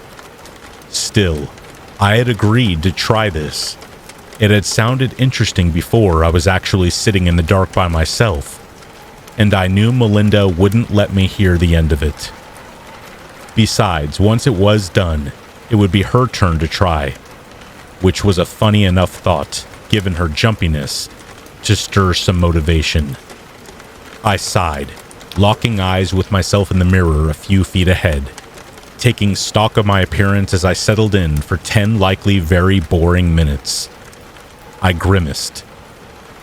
I had never been much of a fan of my appearance. I knew I wasn't ugly, but it had always bothered me how my nose felt just a tad too big for my face, or how bushy my eyebrows were. I never spent too long looking at myself for fear of whatever imperfection I might discover next. Still, Mel had spent almost an hour convincing me I looked fine, and that perhaps it might help to see a crazier version of me, if anything, and my resolve faded as curiosity struck. A twitch from just between my eyes derailed my train of thought. I paused, staring at the space, though there was nothing. For a moment, I was certain I had seen something moving, crawling down between my eyebrows across my nose. Still, whatever it was gone as soon as it had appeared. I sucked in a breath, trying to still my heart. I was already questioning myself, whether I had actually seen anything, or in my nervousness convinced myself that I had. Just relax. If you freak out, Mel will never let you hear the end of it. It's just a game. My attempts to reassure myself helped a bit, but as the seconds passed, my eyes locked on their counterparts in the mirror. I couldn't help but feel the distinct sort of unease one feels when they lock eyes with an eerie stranger. As the seconds passed, I began to question myself. Had my eyes always been so beady? Did I always appear so angry? Perhaps it was the lighting, I thought, or the angle at which I sat. But I couldn't help but notice how upset I looked. My eyebrows seemed to curve, creating a permanent glare. Lips rested in something nearing a sneer. It seemed almost sinister. Somehow, it didn't feel right. I shifted, swallowing hard as I forced a smile. I smiled until I was squinting, watching with a mild unease in the mirror as my face shifted in response. Somewhere in the depths of my gut, I felt a distant, almost perceivable twinge of dread. I was smiling, obviously, but somehow even that didn't look right. I ran my fingers across my face, an odd sense of dysphoria taking hold as I did so. I couldn't explain it, but I felt almost disconnected from what I was seeing before me. Even my smile looked wrong, sarcastic almost. Is this what she was talking about? The illusions? The thought was both comforting and slightly unnerving. If this was the effect, a strange mild shift in my expression, I supposed it wasn't anything too bad, though there was something deeply disconcerting about it. I blinked. Wait, did I blink? I felt my mind beginning to race, a mild undercurrent of panic beginning to set in. I had seen myself blink, but for some reason I couldn't remember doing it. It's an instinct. You blink without realizing it. Just relax. My reasoning was sound, though somehow deep down, I remained unconvinced. I had seen my reflection blink. There was no way for that to be possible unless I hadn't. With every passing moment, it felt like the mirror was fading away, falling into the background, and my reflection growing more prominent, more pronounced. It's difficult to explain, even now. You'll start seeing things. It's different for everyone. Mel's words played in my head, abating some of the growing panic with the much-needed reminder. This was supposed to happen, after all. There was no specific thing I was supposed to see, but the whole point was to see whatever illusion my mind conjured up. I guess mine was as imaginative as blinking. The thought almost made me laugh when I noticed something. It was strange, difficult to even put into words at first. I could see that there was something wrong with my reflection, yet for a while I couldn't tell what. It felt as though my eyes were adjusting, yet with every second my own face seemed less familiar than before. Seconds passed with my eyes locked on my reflection, a silent, eerie tension in the air. It took a moment before I could tell exactly what felt off about it. My expression, or rather the expression of my reflection. My face, my reflection was staring at me. Its face a placid mask of something like surprise or shock, eyes wide and unblinking. My heart threw itself against my ribs, thudding with such intensity I could feel it in my ears. As initial confusion quickly began to give way, the slow trickle of panic grew to be a torrent. I began to make exaggerated expressions in the mirror, my mind desperately trying to make sense of the situation. The me in the mirror was unmoved. It took me several seconds to process the impossible reality of the situation. This is okay. This is supposed to happen. The reminders did little to assuage the swelling sense of animal panic, a primal sort of instinct that screamed for me to stop, to cover the mirror, and get as far from that room as possible. I wouldn't let myself do it, though. It was nothing more than an illusion after all, and knowing Mel was on the other side of the door made the idea of bursting out in a panic a reluctant one. My reflection's expression began to shift from a wide-eyed, stomach-churning stare to a look of morbid disgust. I felt my stomach flip as I watched its face shift with an unnatural speed and countenance, its brows arching angrily with an almost cartoonish exaggeration, a sneer of unwavering disgust peeling across its lips. Slowly, it began to rise from my chair, its expression somehow only growing more hostile. Nothing more than an illusion. I tried my hardest to remain convinced of that. Yet as the reflection rose to full height, standing over me in my chair, it all seemed far too intricate for any illusion that wasn't from some substance. My jaw twitched as I teetered on the verge of calling out for Melinda. The more this progressed, the less I found myself worried about seeming terrified. I was. The other me raised a finger as if to indicate patience, and a cold dread swept through my chest as I watched it reach somewhere out of the mirror, its hand disappearing from view for several moments.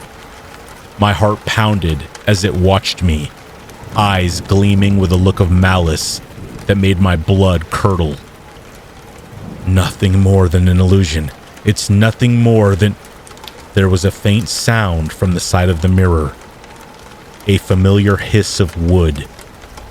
The candle flickered, then went out, plunging me into a darkness that seemed to move in on me. My eyes strained through the sparse light, only the moonlight oozing through the clouds and open window to illuminate the scene before me. I felt my mouth fall open in a silent question as I watched the drawer Mel used for her makeup supplies on the desk that sat beside the mirror. It slid open with a slow, deliberate sort of motion. From within, I could hear movement. My eyes darted between my reflection and the desk, my mind reeling as it refused to make the impossible connection, until I saw what was in my hands. It was a small handheld makeup mirror. I had seen Melinda use it dozens of times.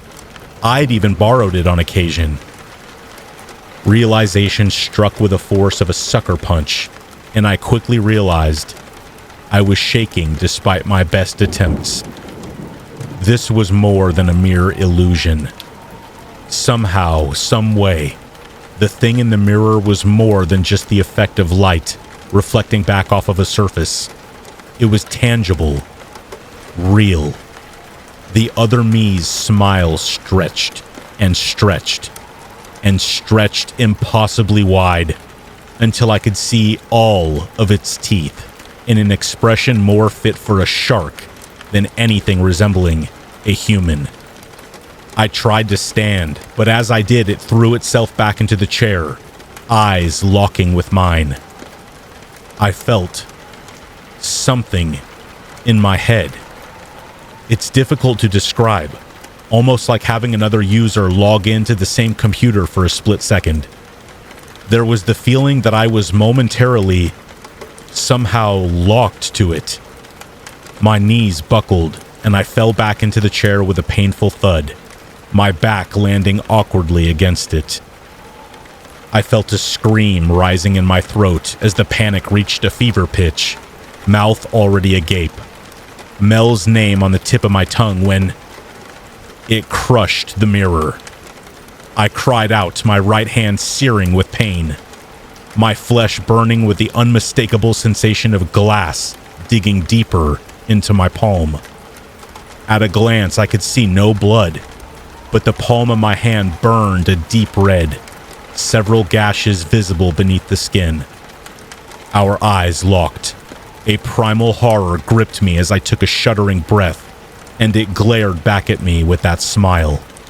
Before I could call out, scream for Melinda's help, it raised its bleeding hand to its face, stretching its mouth open slowly, releasing the contents inside.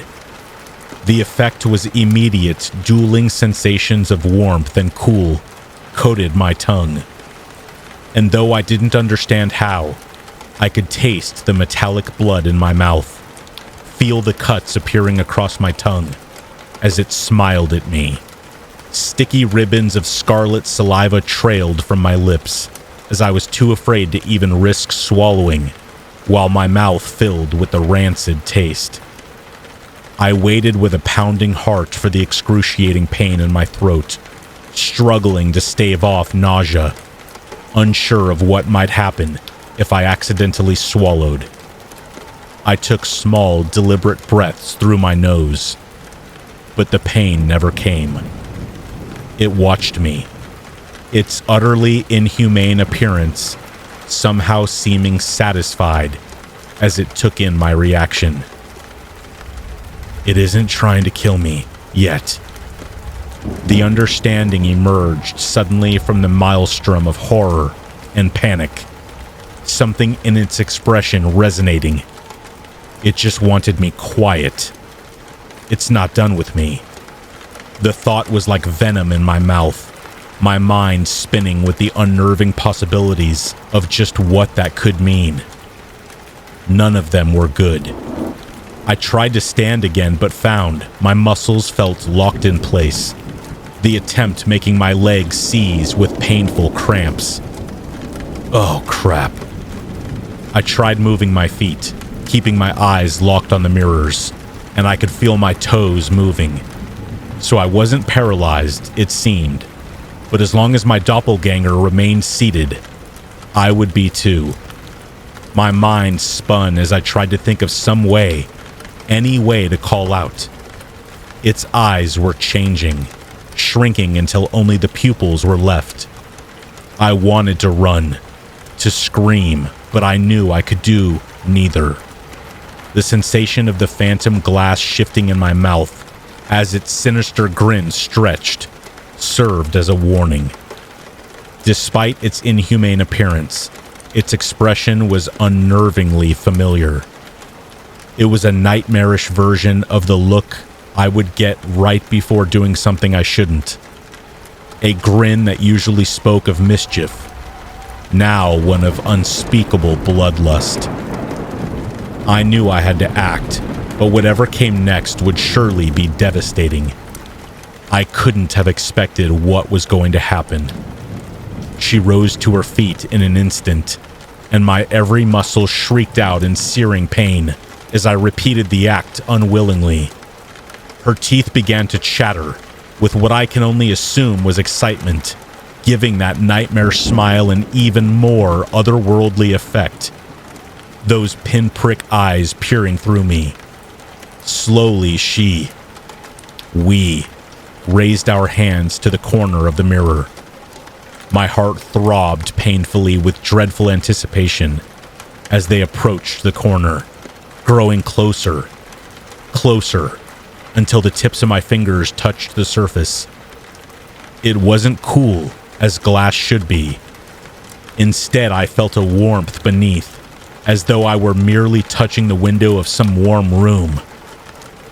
It was then that the glass began to move. The sensation sent a sickening chill down my back, raising goose flesh in its wake. The warm glass beginning to swell outward where her fingers touched. I knew immediately what it was doing, and the icy claws of terror sunk deeper into my mind with the understanding. It's trying to get out, I thought, my stomach churning with a nausea bred from adrenaline. It's trying to get out of the mirror. I was right, and as if to confirm my realization, I watched in horror as one by one, her fingers began to emerge, pulling through the glass that looked more like liquid now, with notable effort. It brought to mind the image of an animal reaching through an amniotic sac, and the thought made me want to vomit. Its flesh was impossibly cold, like ice to the touch, corpse-like, and I wanted nothing more than to pull away. But I was stuck. My legs locked in the standing position, one arm locked at my side, while the other began to grasp the hand reaching out to the mirror. Her grip began to tighten around my fingers with an impossible strength. I felt something crack in my index finger, and a dull yet searing pain radiated through my hand. My vision spun with the pain. I wanted to scream but held it back, my mouth clattering open and shut in unison with its own, the painful shift of glass palpable every time. I watched, terror washing through me like floodwaters, as slowly her hand began to emerge. It pushed upwards as though moving through the surface of solid water, gripping my wrist with impossible strength. It pulled me closer, drawing its face nearer as it tried to press its way forth. Ear close to the surface, I could hear its voice. It was the hiss of death and decaying things, the whisper of dead fall leaves as winter's chill, cold hand left the world barren. I have spent a lifetime staring back at you, watching the pathetic life you lead, attached to this disgusting form. A lifetime whispering, that voice at the back of your head, urging you to cut and trim and break yourself.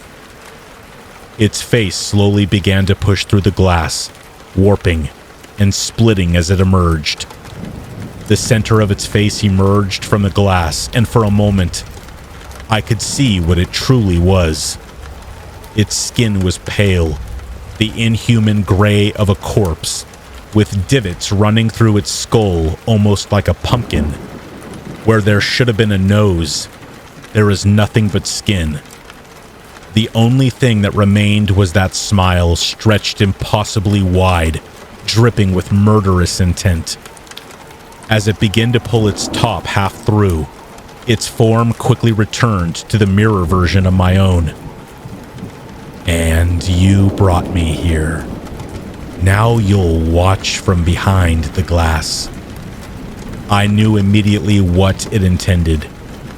Goosebumps charged along my back as I pictured myself trapped, somehow within the mirror.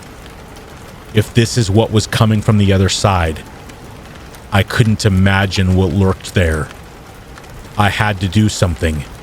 Screaming was out of the question, as was running.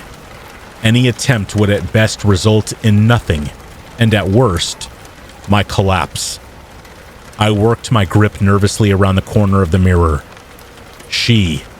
It was so close I could feel the unnatural chill radiating from her skin, and smell the rancid scent of decay heavy on its breath. I noticed quickly how its nose leaned to the right, the reverse of my own.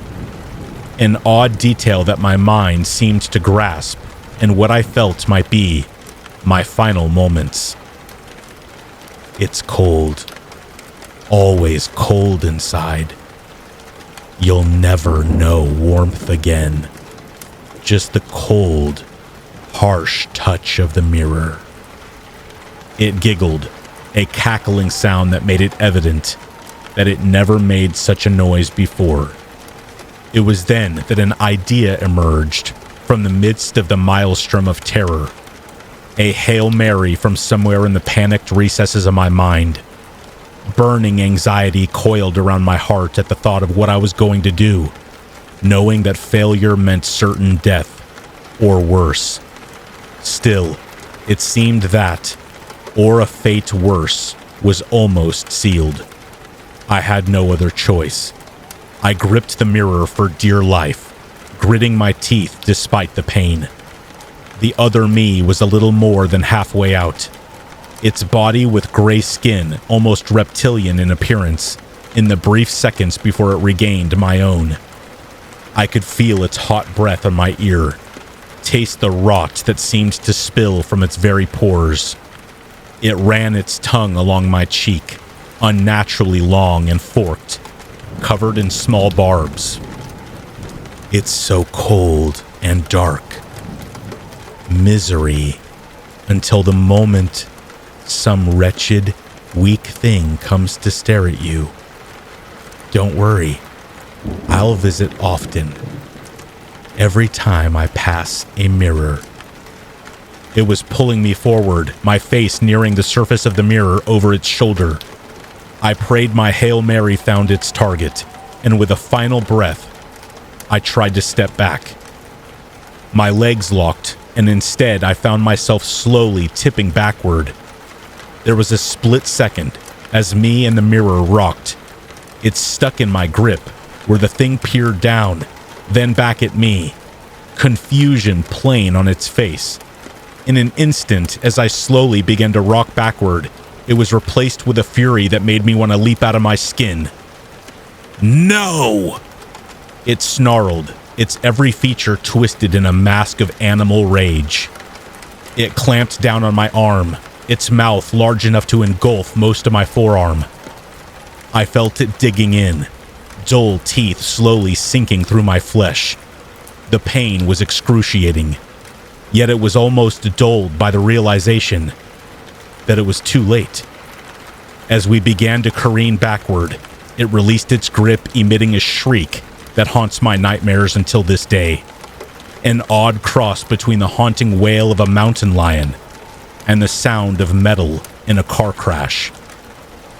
I hit the ground with a thud that sent white waves of pain through me. The sound of shattering glass immediately followed, and through blurred vision, I watched as it shattered with the mirror. Instantly, the pain in my mouth was gone, replaced by the sharp ache of my skull and back as I lay amongst the glass. The door flew open, and in a panic I struggled to stand, cutting my hand on some of the glass. Mel stared back at me from the open door, her expression equal parts shocked, confused, and horrified. What the hell happened? She almost screamed, taking in the side of my bloodied form amongst the glass. She quickly crossed the room, careful to avoid the worst of the mess as she extended an arm to me. I was about to explain, panic still clinging to me like a stubborn fume, prepared to tell her everything, when I paused. My eyes lingered for a moment on her arm, on the smiling tattoo she had gotten at the end of our junior year. My stomach turned. I couldn't understand how I had missed it before. "You okay?" she asked, still appearing shocked. "Yeah, I tried to stand up. I got dizzy," I offered, pulling my sleeve down to hide the clear bite marks on my arm. I think I should get going. I don't feel the best." "Should I drive you?" she asked, making her way towards her dresser for her keys. "I can if you..." No, I'm fine. It'll clear my head," I said, and before she could dispute, I was making my way to the door. I exited the house, trying not to seem overly eager. Mel's lingering presence in the background made my heart pound with nauseatingly familiar anxiety. As I pulled away, my eyes did not leave the house or her standing in its front yard until they were long out of sight. When she was, I hit the gas, speeding home and locking every door and window upon arrival. She has called me several times in the past few days, even stopped by. I told my parents not to answer. I'm not planning on answering her calls either. You see, It wasn't until the moment she offered me her hand that it clicked.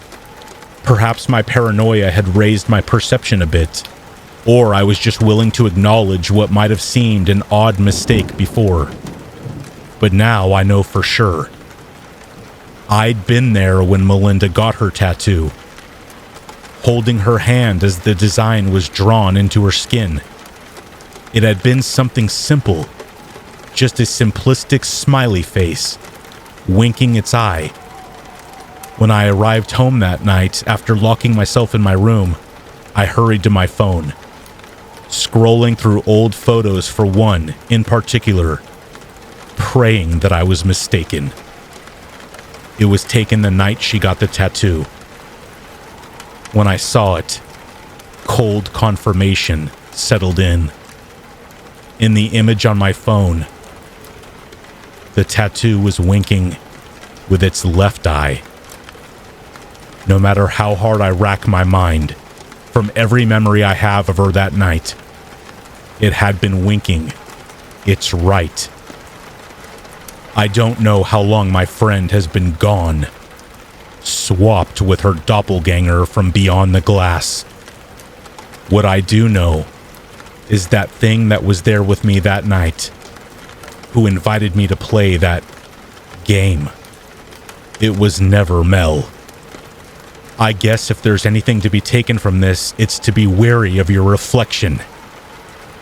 I don't really spend much unnecessary time looking in the mirror anymore. You never know who or what is really looking back.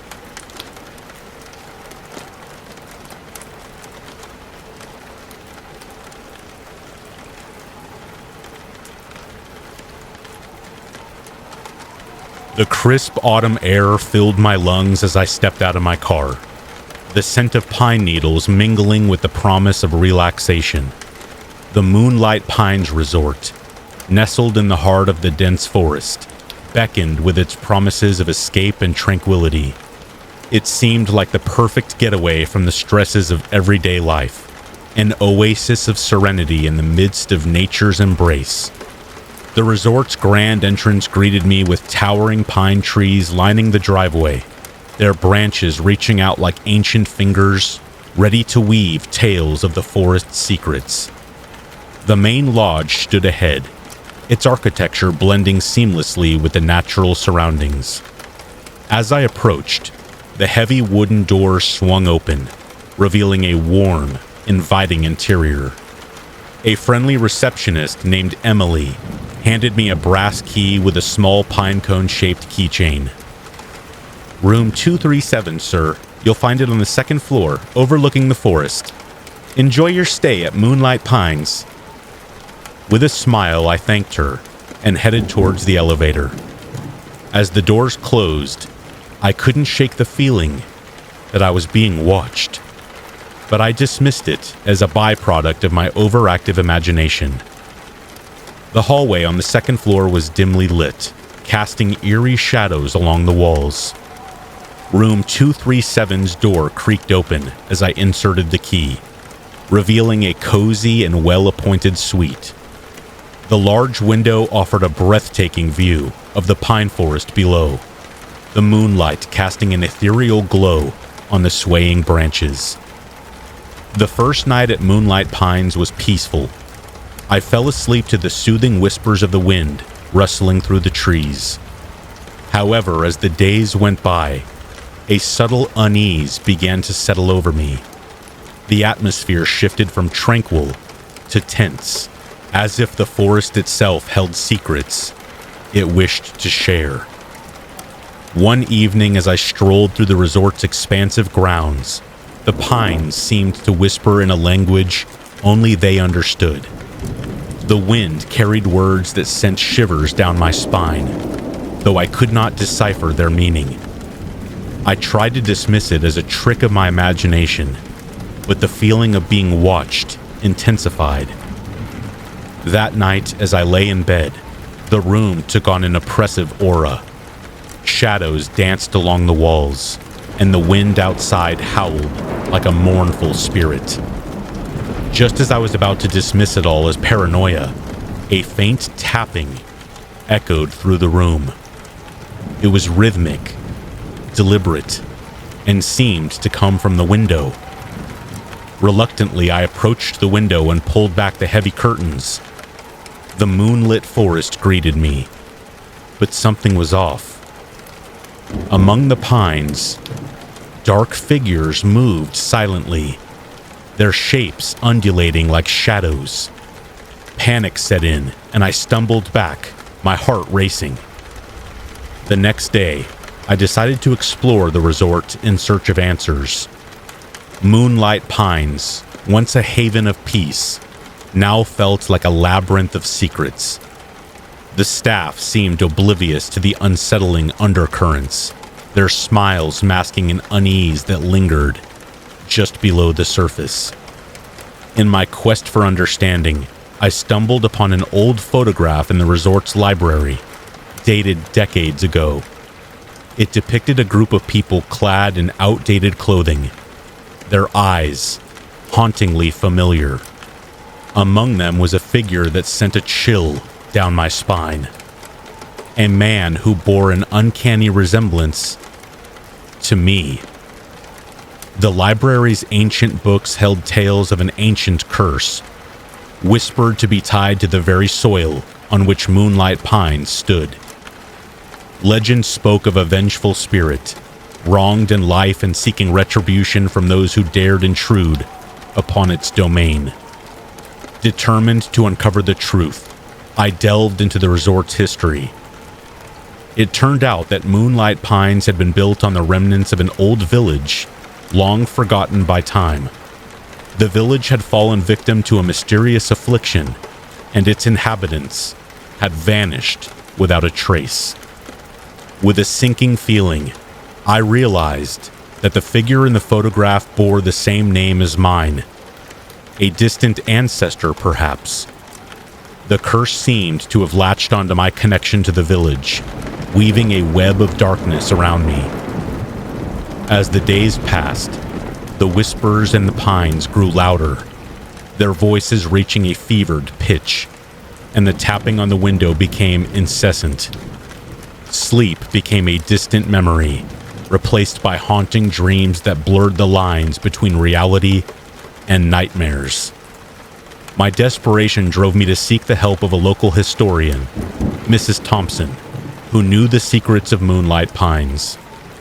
Without a knowing gaze, she shared the tragic tale of a wronged spirit seeking redemption, trapped in the endless cycle of revenge. Mrs. Thompson guided me to a hidden chamber beneath the resort, where ancient symbols adorned the walls. The air was heavy with the weight of the past, and a sense of foreboding clung to the space. She explained that the curse could only be broken by appeasing the restless spirit, allowing it to find peace at last. Armed with newfound knowledge, I embarked on a journey to unravel the mysteries of the ancient village. Guided by the whispers in the pines, I discovered a hidden burial ground deep within the forest. The gravestones bore the names of the long-forgotten villagers, their souls trapped in limbo. With each step, the forest seemed to come alive, revealing memories of a time gone by. The spirit of the wronged man from the photograph led me through the shadows, recounting a tale of betrayal and tragedy that had condemned him to an eternity of torment. In a clearing surrounded by gnarled trees, I uncovered the truth behind the curse. A solemn ritual that had been performed centuries ago, sealing the fate of the village and its inhabitants. I stood, motionless. Oh my God. The spirit, once a man of flesh and blood, had been betrayed by those he trusted most. Driven by a newfound purpose, I embarked on a quest to break the curse and free the tormented souls. The ancient symbols in the hidden chamber served as a guide, and with each carefully executed step, the air crackled with energy. The whispers in the pines reached a crescendo, echoing the agony of the past. As the final symbol was etched into the stone floor, the forest fell silent. The shadows retreated, and the wind ceased its mournful wail. A blinding light enveloped the clearing, and for a moment, time itself seemed to stand completely still. When the light subsided, the forest appeared different, revitalized, as if the curse had lifted. The spirits of the long-lost villagers finally at peace, fading into the ether. The wronged man, his eyes filled with gratitude, nodded before dissipating into the air. Returning to Moonlight Pines, the once oppressive atmosphere had lifted. The pines whispered words of gratitude, and the shadows that once clung to the corners of the resort retreated. The staff, once trapped in a facade of normalcy, now wore genuine smiles, their eyes reflecting a newfound serenity. As I checked out, Emily, the receptionist, handed me a small pine cone-shaped keychain. "This is a token of our appreciation for what you've done. Thank you so much, sir. Moonlight Pines is so grateful." Her words carried a weight of sincerity, and as I left the resort, the whispers in the pines seemed to echo a chorus of thanks. Driving away, I glanced back at Moonlight Pines, the grand facade now bathed in the warm light of a new beginning. The ancient forest, once a realm of darkness, now held the promise of renewal as the pines waved farewell in the gentle breeze.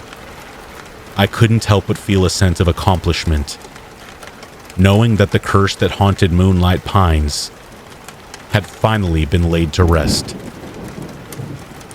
I just really hope it stays this way.